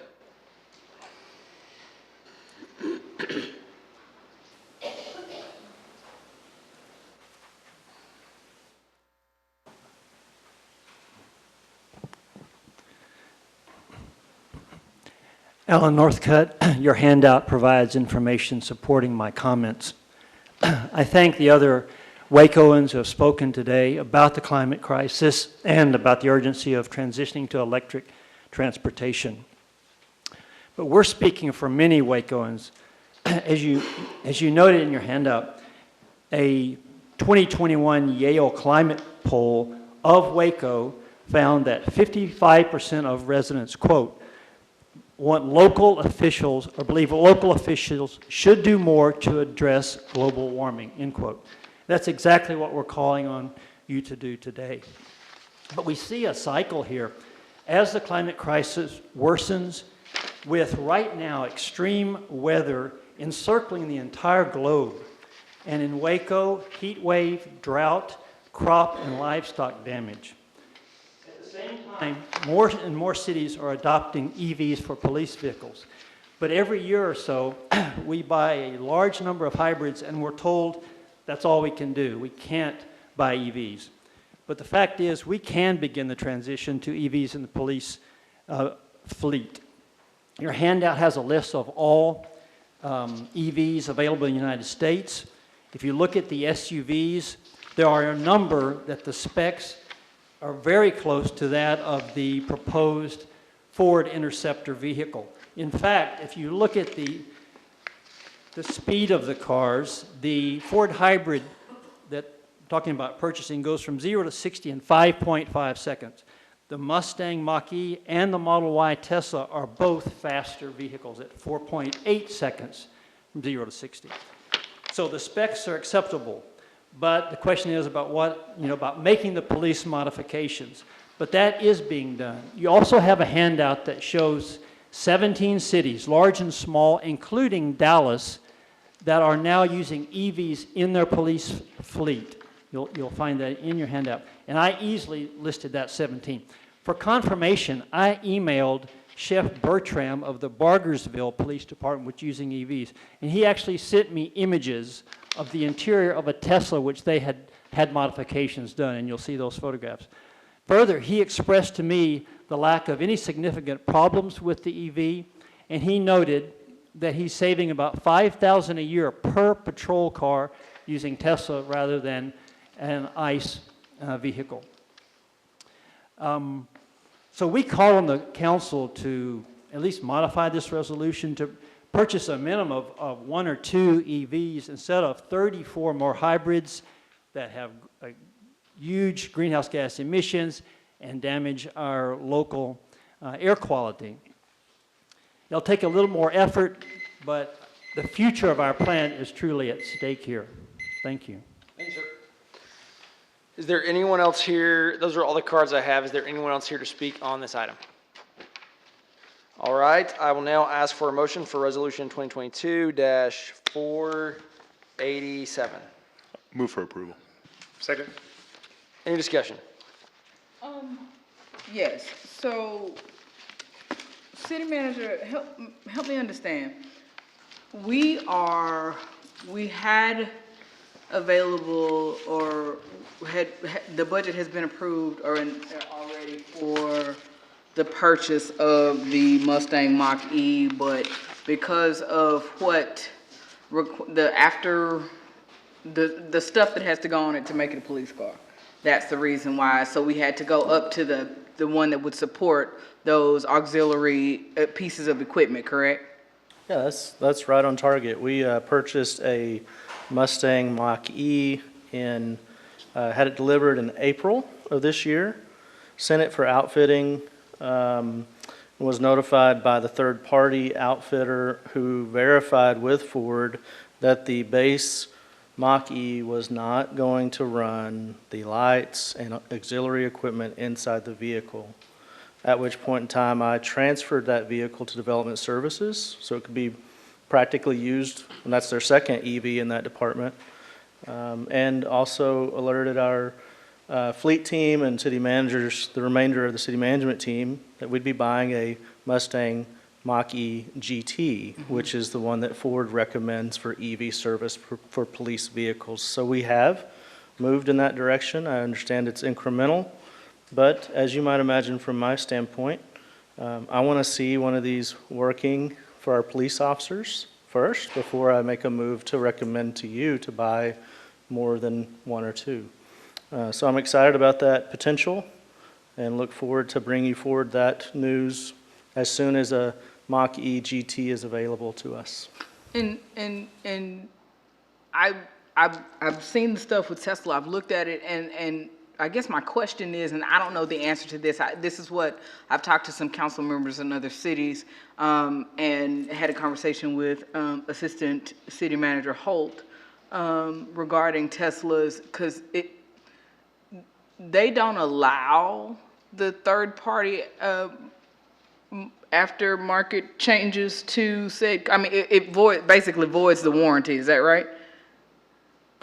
Yes, ma'am. In our conversation with Tesla, they don't support third-party upfitters at this point in time, so those those very small police departments around the country that have outfitted a Tesla are doing so at their own will.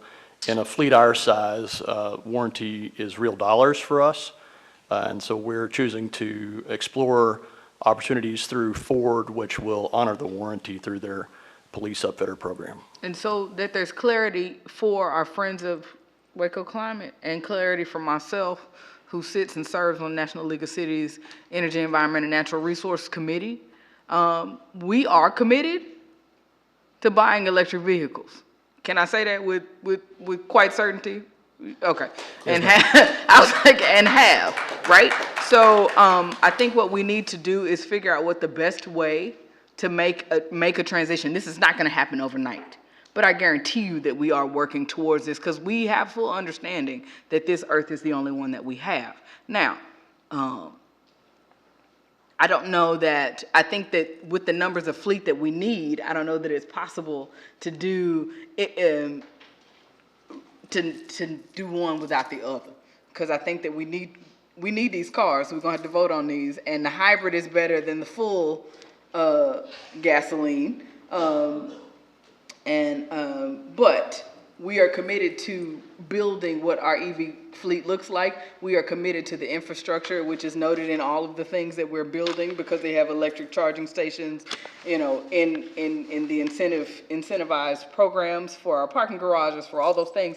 I think that our commitment, the commitment of this council is pretty clear. And we want you to understand that we hear you. And we're working towards what that looks like to make sure that our carbon footprint is better. And I don't know exactly what all that means, but that's why we're working to it together. Because, you know, all these documents, they sit in a book, and I take them and I go back and look and I read. And it's not like they're going into research. They literally go with me when I go to every conference that deals with energy, environment, natural resources, so that I can learn from other cities who are being more successful at it than we are. I think our alignment to the energy crisis is the same as our alignment to this equity work. We haven't been doing it before, but we are doing it now. Environmental justice affects us all. And so it's our responsibility to do what we can when we can. Now, we can't turn a ship immediately. It doesn't work that way. But I think if we're committed to turning the ship together, then we'll get there. So, my question is, I don't have a specific date, City Manager Ford, when we will have our Ford Mustang Mach-E GT, but you have approval to buy it when it's available, right? That's correct. And you're gonna buy it when it's available, right? And we're looking for creative ways, similar to how we acquired the Mach-E the first time, creative ways to jump the list. Because like with a lot of EV models, there's long reservation lists. So I really commend the staff that acquired the first one by creating a relationship with a dealer that had a lost order, and we were there to swoop in and make a purchase. So you're absolutely right, council member, that this council and this staff is making incremental moves. And we want to be responsive to you as a council and responsive to the entire tax-paying population to do this in the right order and sequence. So we will continue to take your guidance there. So we're going to say yes if, and yes and. And yes when. Mm-hmm. Councilmember Barefield, are you finished? Yep.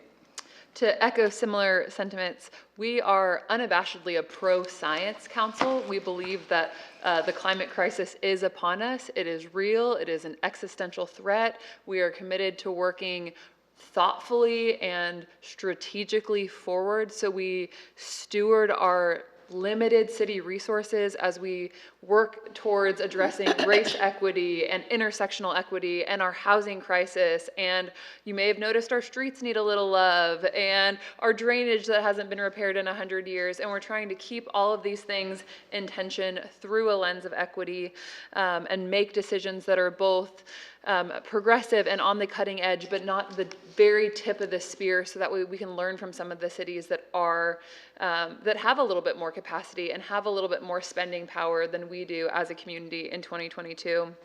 I am really in support of this particular measure. I have voted against almost every fleet purchase that's come before council in the last 2 years until we had our fleet electrification study. I wanted us to have really clear data, and the subject matter experts that we consulted with said hybrids are going to have to be some of the plan. And so I'm such an absolutist, and I wish I could say, the best thing we could do right now is 34 EVs, and I just don't think that's the best use of our resources with the needs that our law enforcement have locally. And so these 34 are better than having 34 gas guzzling cars.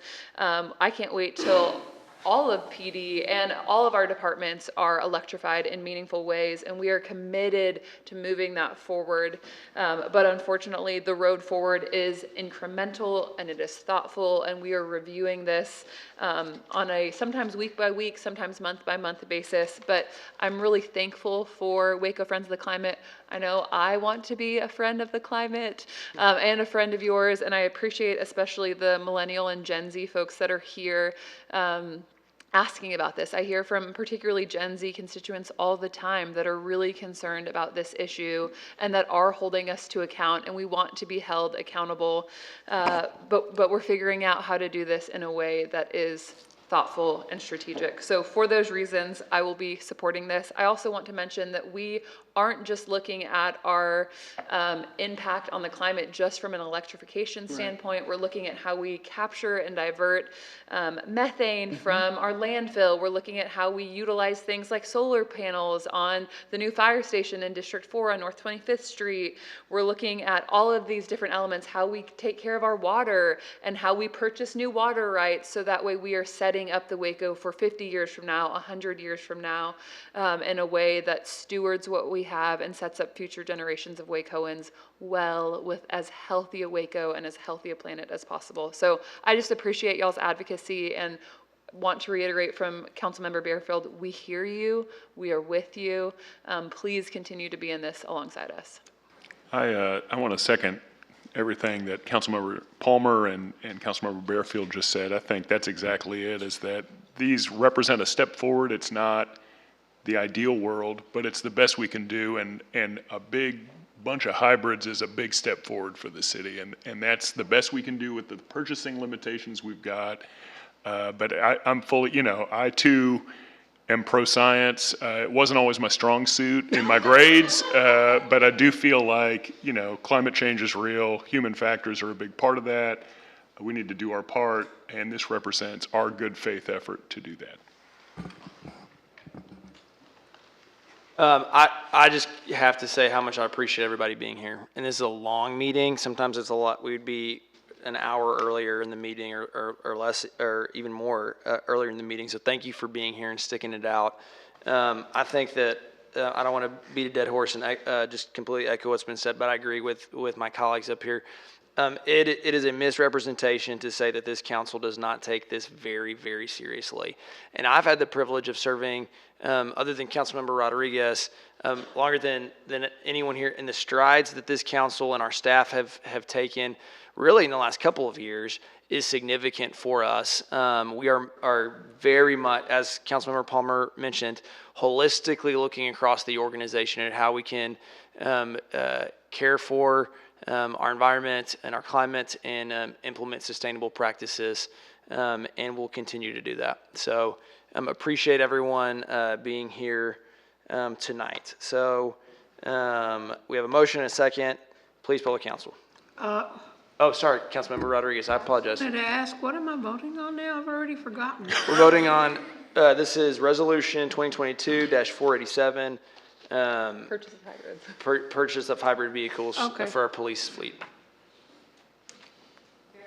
Yes. Bearfield, Yes. Rodriguez, Aye. Borderood, Yes. Palmer, Holmes, Meek. Yes, that motion carries, and we'll move to the consent agenda, which consists of Resolution 2022-468 through 491, with the exception of 2022-487. Is there a motion on the consent agenda? Move for approval. Second. A motion and a second. Any discussion? Please poll the council. Yes. Rodriguez, Aye. Borderood, Yes. Palmer, Holmes, Meek. Yes, that motion carries, and we'll move to the ordinances. The first ordinance is ordinance 2022-492. Mayor and council, I first want to take the opportunity to thank Assistant City Attorney Sarah Rayleigh, the City Secretary's office, and the Code Department for hopefully solving a problem that council has raised regarding one of our existing boards. And so I'll read that caption.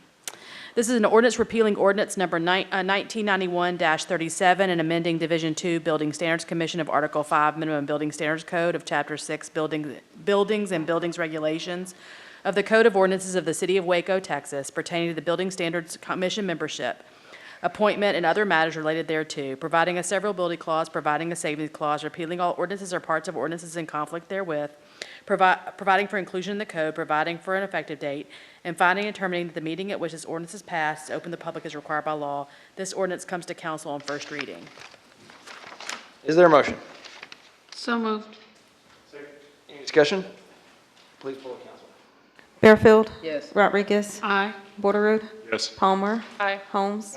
Meek. Yes. That motion carries, and we'll move to ordinance 2022-493. An ordinance appointing Dan Francis as acting judge of the Municipal Court of the City of Waco, Texas, to serve temporarily, effective August 1st, 2022, until an appointment of the municipal judge.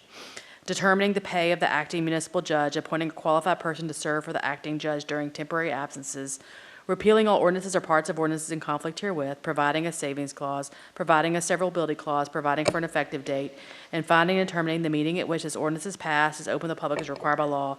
This ordinance is approved by a 6-0 council vote on first reading on July 5th, 2022. Is there a motion? Move approval on second reading. Second. Any discussion? Please pull the council. Fairfield. Yes. Rodriguez. Aye. Borderood. Yes. Palmer. Holmes. Aye. Meek. Yes. That motion carries, and we'll move to 2022-494. Ordinance approving a purchase and sales agreement with McLennan County, Texas for the sale of city-owned fee simple property located at 1211 Washington Avenue, Waco, McLennan County, Texas, which is the site of a municipal building, further described as being a 0.284-acre tract of land, being part of the T.J. Chambers Grant Abstract Number 7 in the city of Waco, McLennan County, Texas, and being a part of Farm Lot 21, according to the plan of the original town of Waco, and being Lot 4 and the southwesterly half of Lot 3 and Block 6 of the subdivision of said Farm Lot 21, as per plat recorded in Volume U, page 63 of the McLennan County, Texas deed records, and being that same property conveyed to the city by warranty deed dated January 10th, 1991, and recorded at Volume 1709, page 296 of the deed records in McLennan County, Texas, including an approximately 8,468 square foot building and other improvements, together with all improvements thereon and all rights and interests appurtenant thereto, including all of the city's rights, title, and interest in and to adjacent streets, alleys, rights-of-way, and any adjacent strips and gores of real estate property to McLennan County, Texas, in accordance with Texas Local Government Code, Chapters 253 and 272, for the sales price of $635,100. Approving the expenditure for an amount not to exceed $10,000 for closing fees and other expenses associated with the sale of the property. Approving the sale of the property, authorizing the city manager to execute the conveyance and to execute any documents in connection therewith, repealing all ordinances or parts of ordinances in conflict herewith, providing a savings clause, and finding and determining the meeting at which this ordinance is passed is open to the public as required by law. This ordinance is approved by a 6-0 council vote on first reading on July 5th, 2022. Is there a motion? Move approval on second reading. Second. Any discussion? Please pull the council. Fairfield. Yes. Rodriguez. Aye. Borderood. Palmer. Aye. Holmes. Meek. Yes. That motion carries, and we'll move to ordinance 2022-495.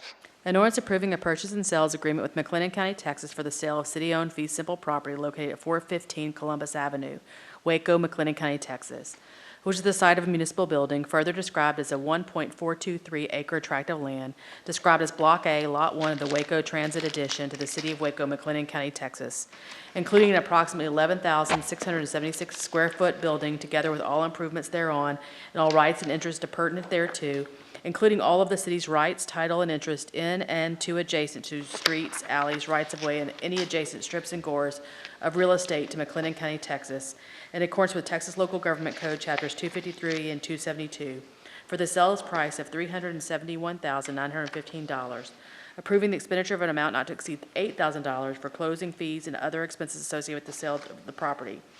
approving the sale of the property, authorizing the city manager to execute the conveyance and to execute any documents in connection therewith, repealing all ordinances or parts of ordinances in conflict herewith, providing a savings clause, and finally determining the meeting at which this ordinance is passed is open to the public as required by law. This ordinance was approved by a 6-0 council vote on first reading on July 5th, 2022. Is there a motion? Move for approval on second reading. Second. Any discussion? Please poll the council. Rodriguez. Borderood. Yes. Palmer. Holmes. Meek. Yes, that motion carries, and we'll move to the hearing of visitors. During the hearing of visitors section of the agenda, we provide an opportunity for the public to present concerns or address issues that are not matters for consideration listed on the agenda. Council is unable to conduct discussion, but we can listen, ask staff to look into concerns, and provide follow-up. Please provide registration information so that staff can contact you if necessary. If you have handouts, please let us know at the beginning of your presentation, and staff will distribute those to council. If you're unable to approach the podium due to physical limitations, a microphone is available to be brought to you. I have several cards tonight, and the first is Mr. Steed. I'm going to let the The next one I have is Mr. Philip Ballman, followed by Cecil McDowell. Good evening. Good evening, Mr. Mayor, City Council members, city staff, citizens. I'm here tonight. I'm a retired Waco police officer that retired in 2003. Began my career, give you a little background on me so you know who's talking to you. Started there in 1978 as a police cadet. Spent 16 years in patrol, South Waco, downtown, Baylor area. And in 1995, I moved into the building as a training officer, where I did physical fitness for the police academies, pursued driving, and developed a wellness program that's still in use at the police department. But tonight I'm here to address an issue that was brought to my attention about 3 months ago by one of the city staff in the human resources. She was asked about why city workers are not staying with the city of Waco. Most of them are leaving after 2 or 3 years of service, and some of the reasons she gave was the 20-year retirement, which we have now. There is no cost of living included in that package, and that's what I'm here to address. It got me to thinking. When I retired in 2003, we still had the COLA agreement with TMRS, and for whatever reason, it was done away with, as best as I consider or know, in 2008. And after 2008, any retired city employee did not receive any type of cost of living raise since then. There should be a handout. I don't know if you have it. I made a copy of that. Yes, that's it. Just to give you a little information on that. I had talked to Chief Holt when he was the chief at one time, just an elevator stop in the building. I am a part-time employee with the city at the police department as a background investigator, where I can conduct backgrounds on police applicants and civilian applicants. A very critical part in our police department at this stage, and trying to find quality people to work there as officers and civilians. Also did a career at Baylor University for 10 years after I retired, doing security in the Moody Library, so I'm familiar with the workings of that. But the point I wanted to address the City Council is to be aware of that. Yes, the city does graciously give usually a 2% cost of living raise increase to all employees, but the retirements, as far as I know, we haven't gotten anything since 2008. So I'm strongly urging the City Council and the city staff to look into this matter. It would be an amendment, or an ordinance rather, adopted to get back into that COLA agreement.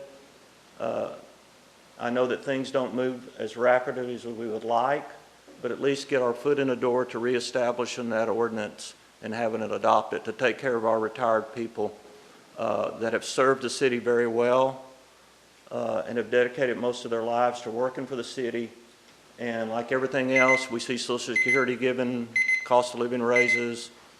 Other businesses do that, but the city has, for whatever reason, has not. Thank you, Mr. Ballman. Thank you. Appreciate you. Thank you for your service. Thank you, sir.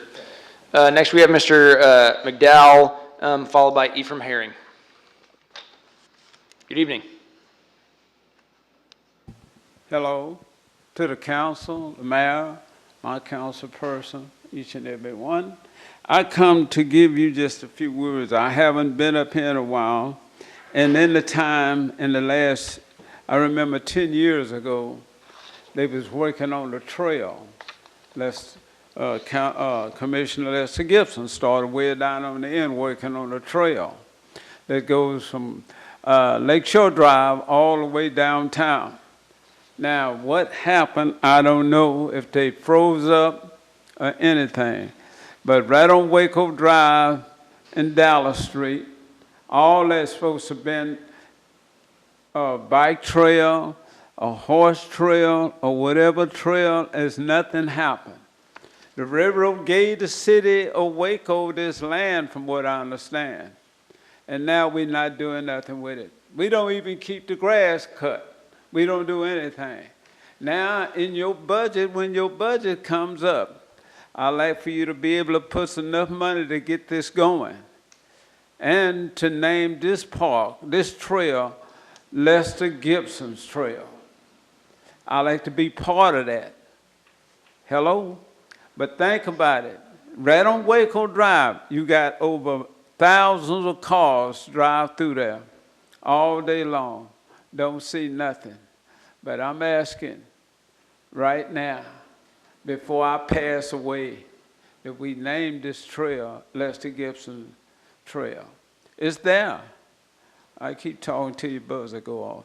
But anyway, we need to be able to look at that. Whoever's in charge of that, they said the Park and Recreation, and the Park and Recreation says somebody else and somebody else, and nobody knows. So I like to know for them to come to see me. I'm right on the corner standing up on Waco Drive in Dallas. Come and talk to me. I'll be able to work with you, and I like to be able to get this started, so I don't want to get a petition up saying, let's start on this park. So you're talking about everything else, just a good environment where it can be a beautiful trail. So let's get started. So do it right now. Thank you very much. Thank you. Thank you, Mr. McDowell. Thank you all very much, each and every one. Thank you, sir. Next, we have Mr. Ephraim Herring.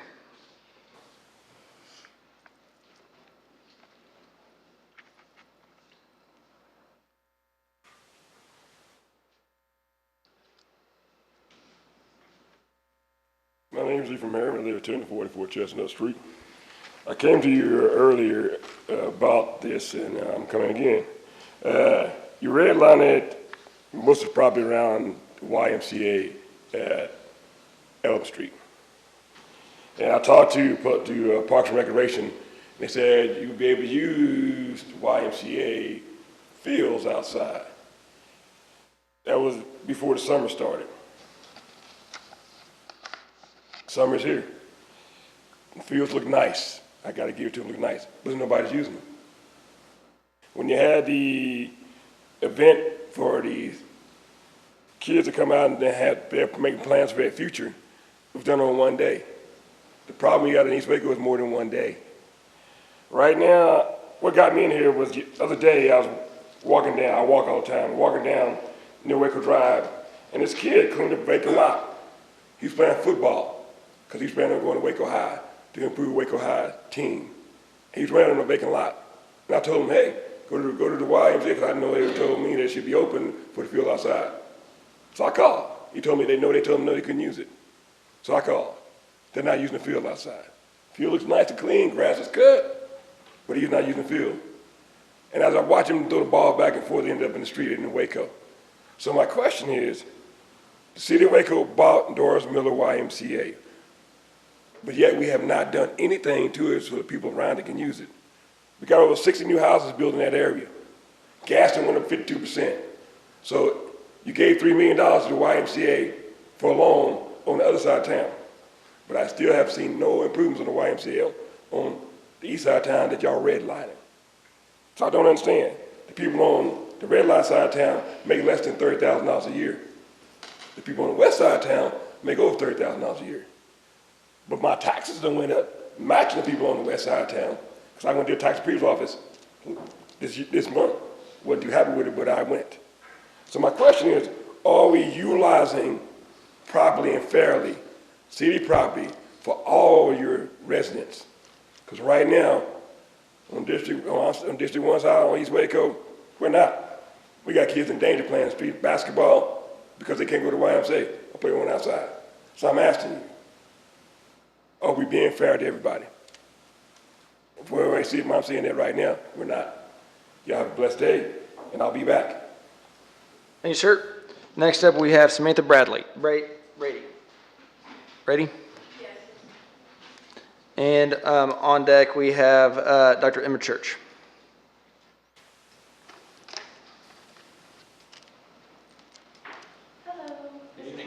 First time addressing the City Council. Nice to meet you all. Probably will not be my last. My name is Samantha Brady. I live at 2736 Lakeshore Drive, apartment 2008, Waco, Texas 76708. That's Pecan Ridge Apartments. And I am just here today to read you a letter from one of Waco's residents, a veteran of ours. This letter was emailed to our mayor, but I don't think the rest of the council was able to hear it. So I just want to read it to you. My heart's beating real fast, so bear with me if I take a couple deep breaths. Okay, so, to whom it may concern, my name is Cassandra Robertson, and I do want to preface this by saying I got permission to share this from her. She could not be here today.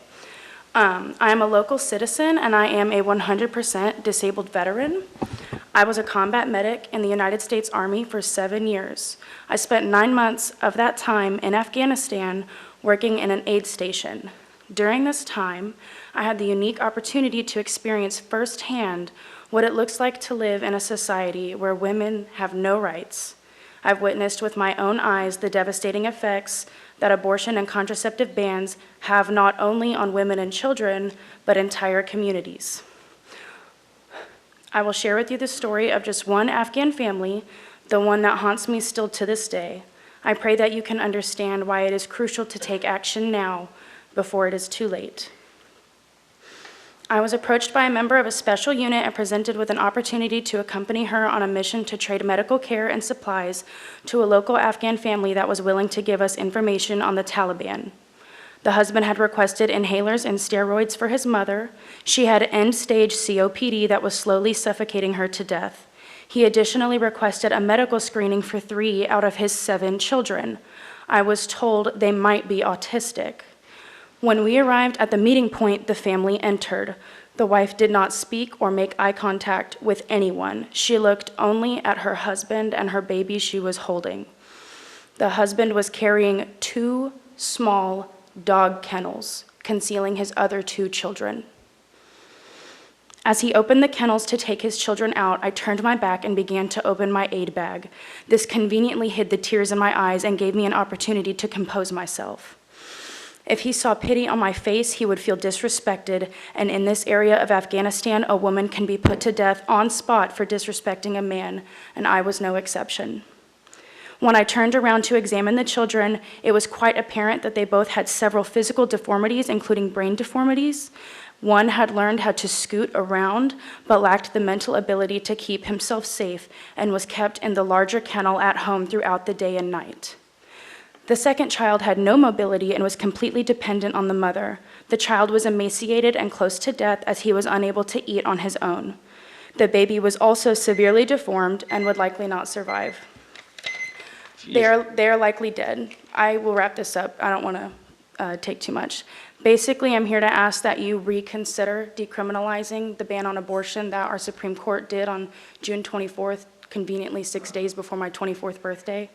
I just ask that you reconsider it, and I'll come back at a later time to finish this for y'all, okay? Thank you so much. Next, we have Dr. Emma Church.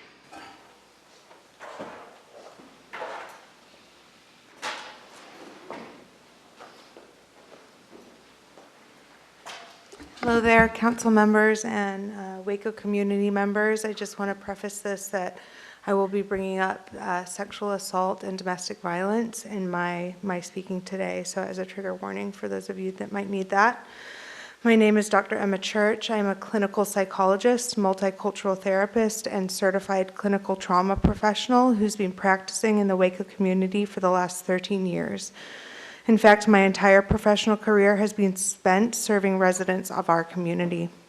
In addition to my extensive education and training, the thousands of hours I have spent listening to the stories of the individuals who make up our community have fundamentally changed me for the better and has shaped the statement I offer to you this evening for consideration. Women have been, are, and continue to be an oppressed people group. I have observed that for many white women, the overturn of Roe v. Wade has opened their eyes to their own lived experiences. Things like spousal rape, sexual assault, spiritual abuse, chronic trauma, control, and coercion are only now being processed in light of our country's historic removal of human rights. Women with other oppressed identities around race, religion, and sexuality have known that their human rights have been compromised for a longer period of time in this country, and they are angry that it took this level of collective trauma for their voices to be heard. And yet the majority of my patients share the same disbelief that change is not on the tips of the tongues of their communities, particularly the men in their lives. The scourge of systemic sexism is much more malignant than many people in previous generations are able to recognize. Our youth are gobsmacked by the apparent ignorance of those of us who grew up unaware of our own oppression or the ways in which we condone oppression. It is of high import during our current global mental health crisis that a measure of safety be provided for the mental health of women. Something as small as a statement that individuals with uteruses be deprioritized from being intentionally hunted down and treated as criminals or objects who have no ability to consent could assuage the powder keg of trauma bubbling under the surface. Human beings are not a commodity, and the more aware oppressed people groups become of the limits of their rights and freedoms, the more dangerous the situation becomes. The patients I see in my practice that are the most at risk of loss of life are women suffering domestic violence, trans and non-binary individuals, chronically abused women, the thousands of rape survivors that proliferate our community, and people like me. I'm a single mother, survivor of domestic violence, and a rape survivor. If pregnancy had been used by my abuser to exert control, I may never have gotten free of the cycle of abuse. If I had engaged in consensual sex or been assaulted again after the violent rape that dislodged my IUD, I would have faced life-threatening consequences due to prior pregnancy complications without the right to choose. The truth is that it is vulnerable to speak. I am not here because I want to be here. I am here because I must be here. Interrupt, but due to the rules, if you could just wrap up your comments, Dr. Church. My comments are that I hope that my words can be helpful as the council seeks to find a way to lessen the public health implications of Roe v. Wade for all its citizens, not just the ones who traditionally have a seat at the table. Thank you. Thank you, Dr. Church. And last but not least, I have a card for Jack A. Hill. He's gone. Okay. I have no other cards. Is there anyone else here to speak for the hearing of visitors? Okay. I must have forgotten those, so if you could just come up and state your name, and I will find the long lost cards. Y'all don't all have to stand up if you don't want to. I'll call everybody that wants to speak. Sorry about that. So my name is Megan Solon. My address is 2500 Marketplace Drive, apartment 332, and that's Waco, Texas 76711. I've really liked some of the attitudes I've seen here today, especially saying, like, as a scientist, I was like, oh, the pro-science thing, that's great. But I'm not here to talk to you today about science. I am here as a taxpayer, a voter, and a pro-choice advocate. I'm here to discuss Waco's priorities identified and plans outlined for our public safety expenditures. I plan to keep this brief, so don't worry. So, according to the 2022 Violent Crime Strategic Response Plan, there has been an increase in the number of murders occurring in our city due to interpersonal disputes and gang violence. The plan states that the loss of lives that is associated with these crimes undoubtedly poses a threat to public safety. So, as the overturning of Roe v. Wade has not only grossly infringed upon reproductive rights of all people capable of conceiving, but it will create new challenges for public safety and have long-term repercussions that will interfere with the strategic goals set forth by this council. A rather robust and well-validated study in 2020 published in American Law and Economics Review looked at the impact of abortion access on crime in the United States from 1998 to 2014, abortion legalization reduced homicides by 12 to 40% and reduced theft 23 to 43%, with an overall average decrease of 1% per year. This trend aligned with the cohort of individuals reaching adulthood that were born after abortion became legal.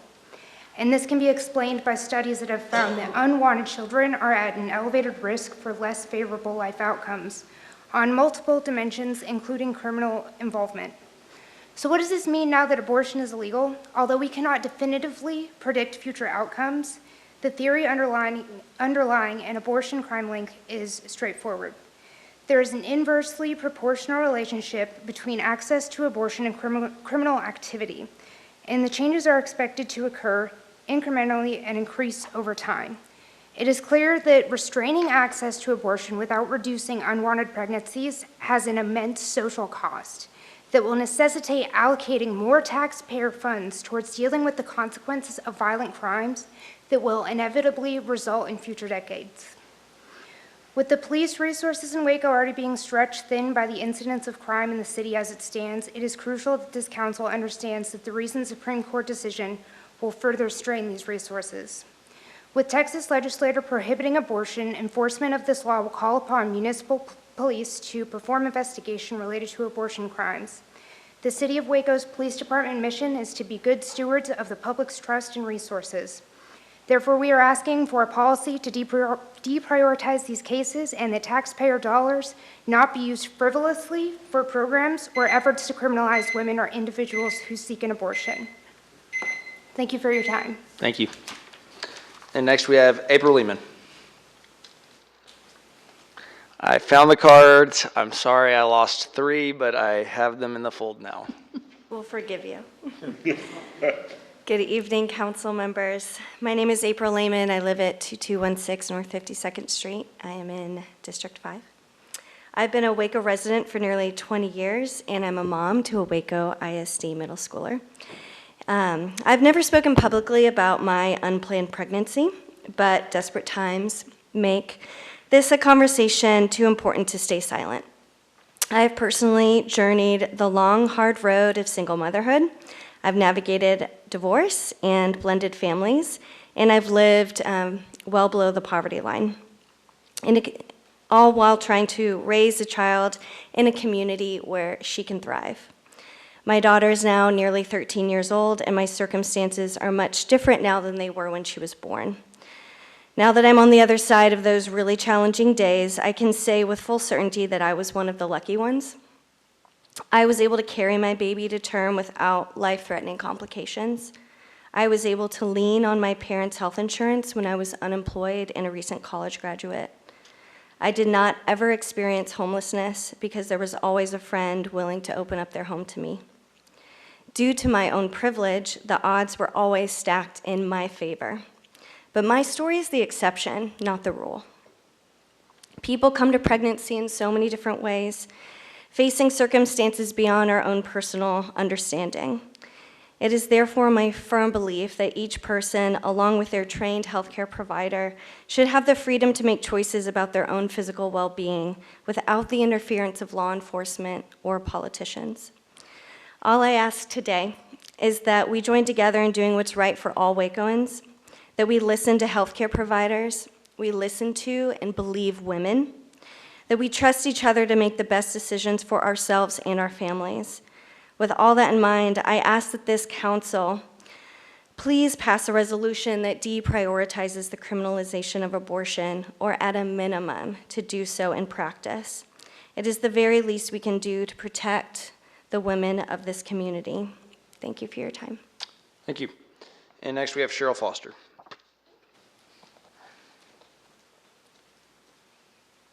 Am I the last one? Hopefully. I'm Cheryl Foster, 1900 Old Steinbeck Bend, 76708, Mr. Holmes District. In that time-honored Waco tradition of sweeping uncomfortable issues under the rug, I wanted to say that I understand and I appreciate your neutral position that you've taken on the protection of reproductive rights for women in Waco. My advice, if you want to keep it neutral, watch your data, watch your funding, watch your police, watch your DA, and we'll be watching you. Thank you. Thank you, Ms. Foster. Is there anyone else here to speak in the hearing of visitors? Because we welcome and cherish that. Yeah, that's right. Say, bro. Anyone else? If not, we'll close the hearing of visitors. We will be going to executive session after this, but are there any council member reports, committees, boards, liaison visits? I have a council report, a short one, guys. That's great. Just to let everyone know, I attended the Sociedad Mutualista Mexicana de Jornaleros 98th anniversary. They are the oldest Hispanic organization functioning here in Waco. And it was a really nice event. The Mutualistas are a very popular and big organization in Mexico. Yes. And we had some folks from Mexico. I was invited to go to Saltillo for their 98th anniversary, but I said I was going to wait and talk to Councilmember Holmes, see if he wanted to go. But anyway, it was a nice affair, and as a council member, I was recognized at the event. So I just wanted to report to the council that I did attend the 98th anniversary of the oldest Hispanic organization here in Waco. Thank you for representing Waco well. That's great to hear. I appreciate that. Are there any other reports? No reports. Are you asking? And then next I have is, are there any council requests for future agenda items? Yes, sir. I have two. One is a follow-up, and then one is a new request. The follow-up is I would like to know where we are. I had made a request shortly after the passing of County Commissioner Gibson about the renaming of Washington Avenue from the Martin Luther King Boulevard to 6th Street, Lester Gibson Way, and I was trying to get some follow-up on where we were with that. And secondly, I would like to request a staff look at making an amendment to our ordinance, our smoking ordinance, to allow smoking indoors for tobacco-based businesses only on their premises.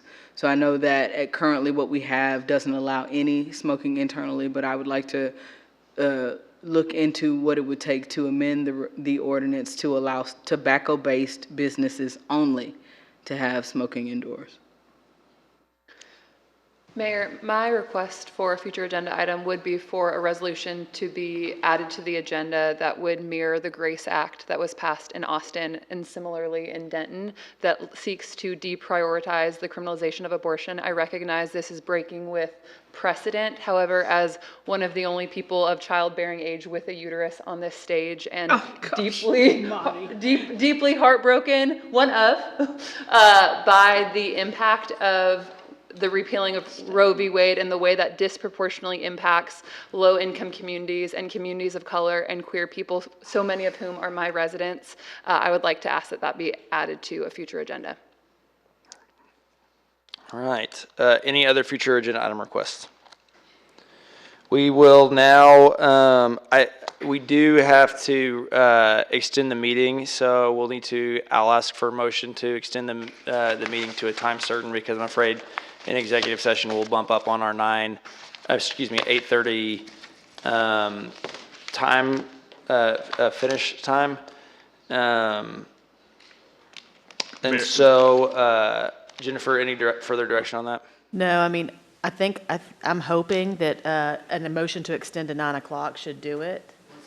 And to remind those of council who haven't gone through this before, we have a rule from 2002, which requires the majority of council to approve the meeting extending past 8:30 p.m.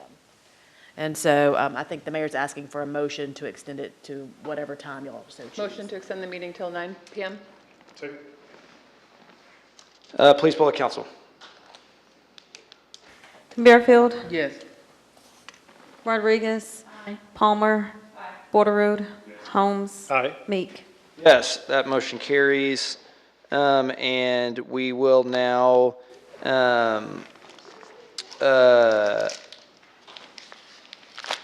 Mayor, the city secretary will need to read us into executive session. please read us into the executive session. Attorney briefing, Texas Open Meetings Act, Section 551.071, discussion of House Bill 1927 passed in the 87th regular session of the Texas Legislature and related statutes, real property, Texas Open Meetings Act, Section 551.072, economic development, Texas Open Meetings Act, Section 551.087, and security, Texas Open Meetings Act, Section 551.076. We are now in executive session.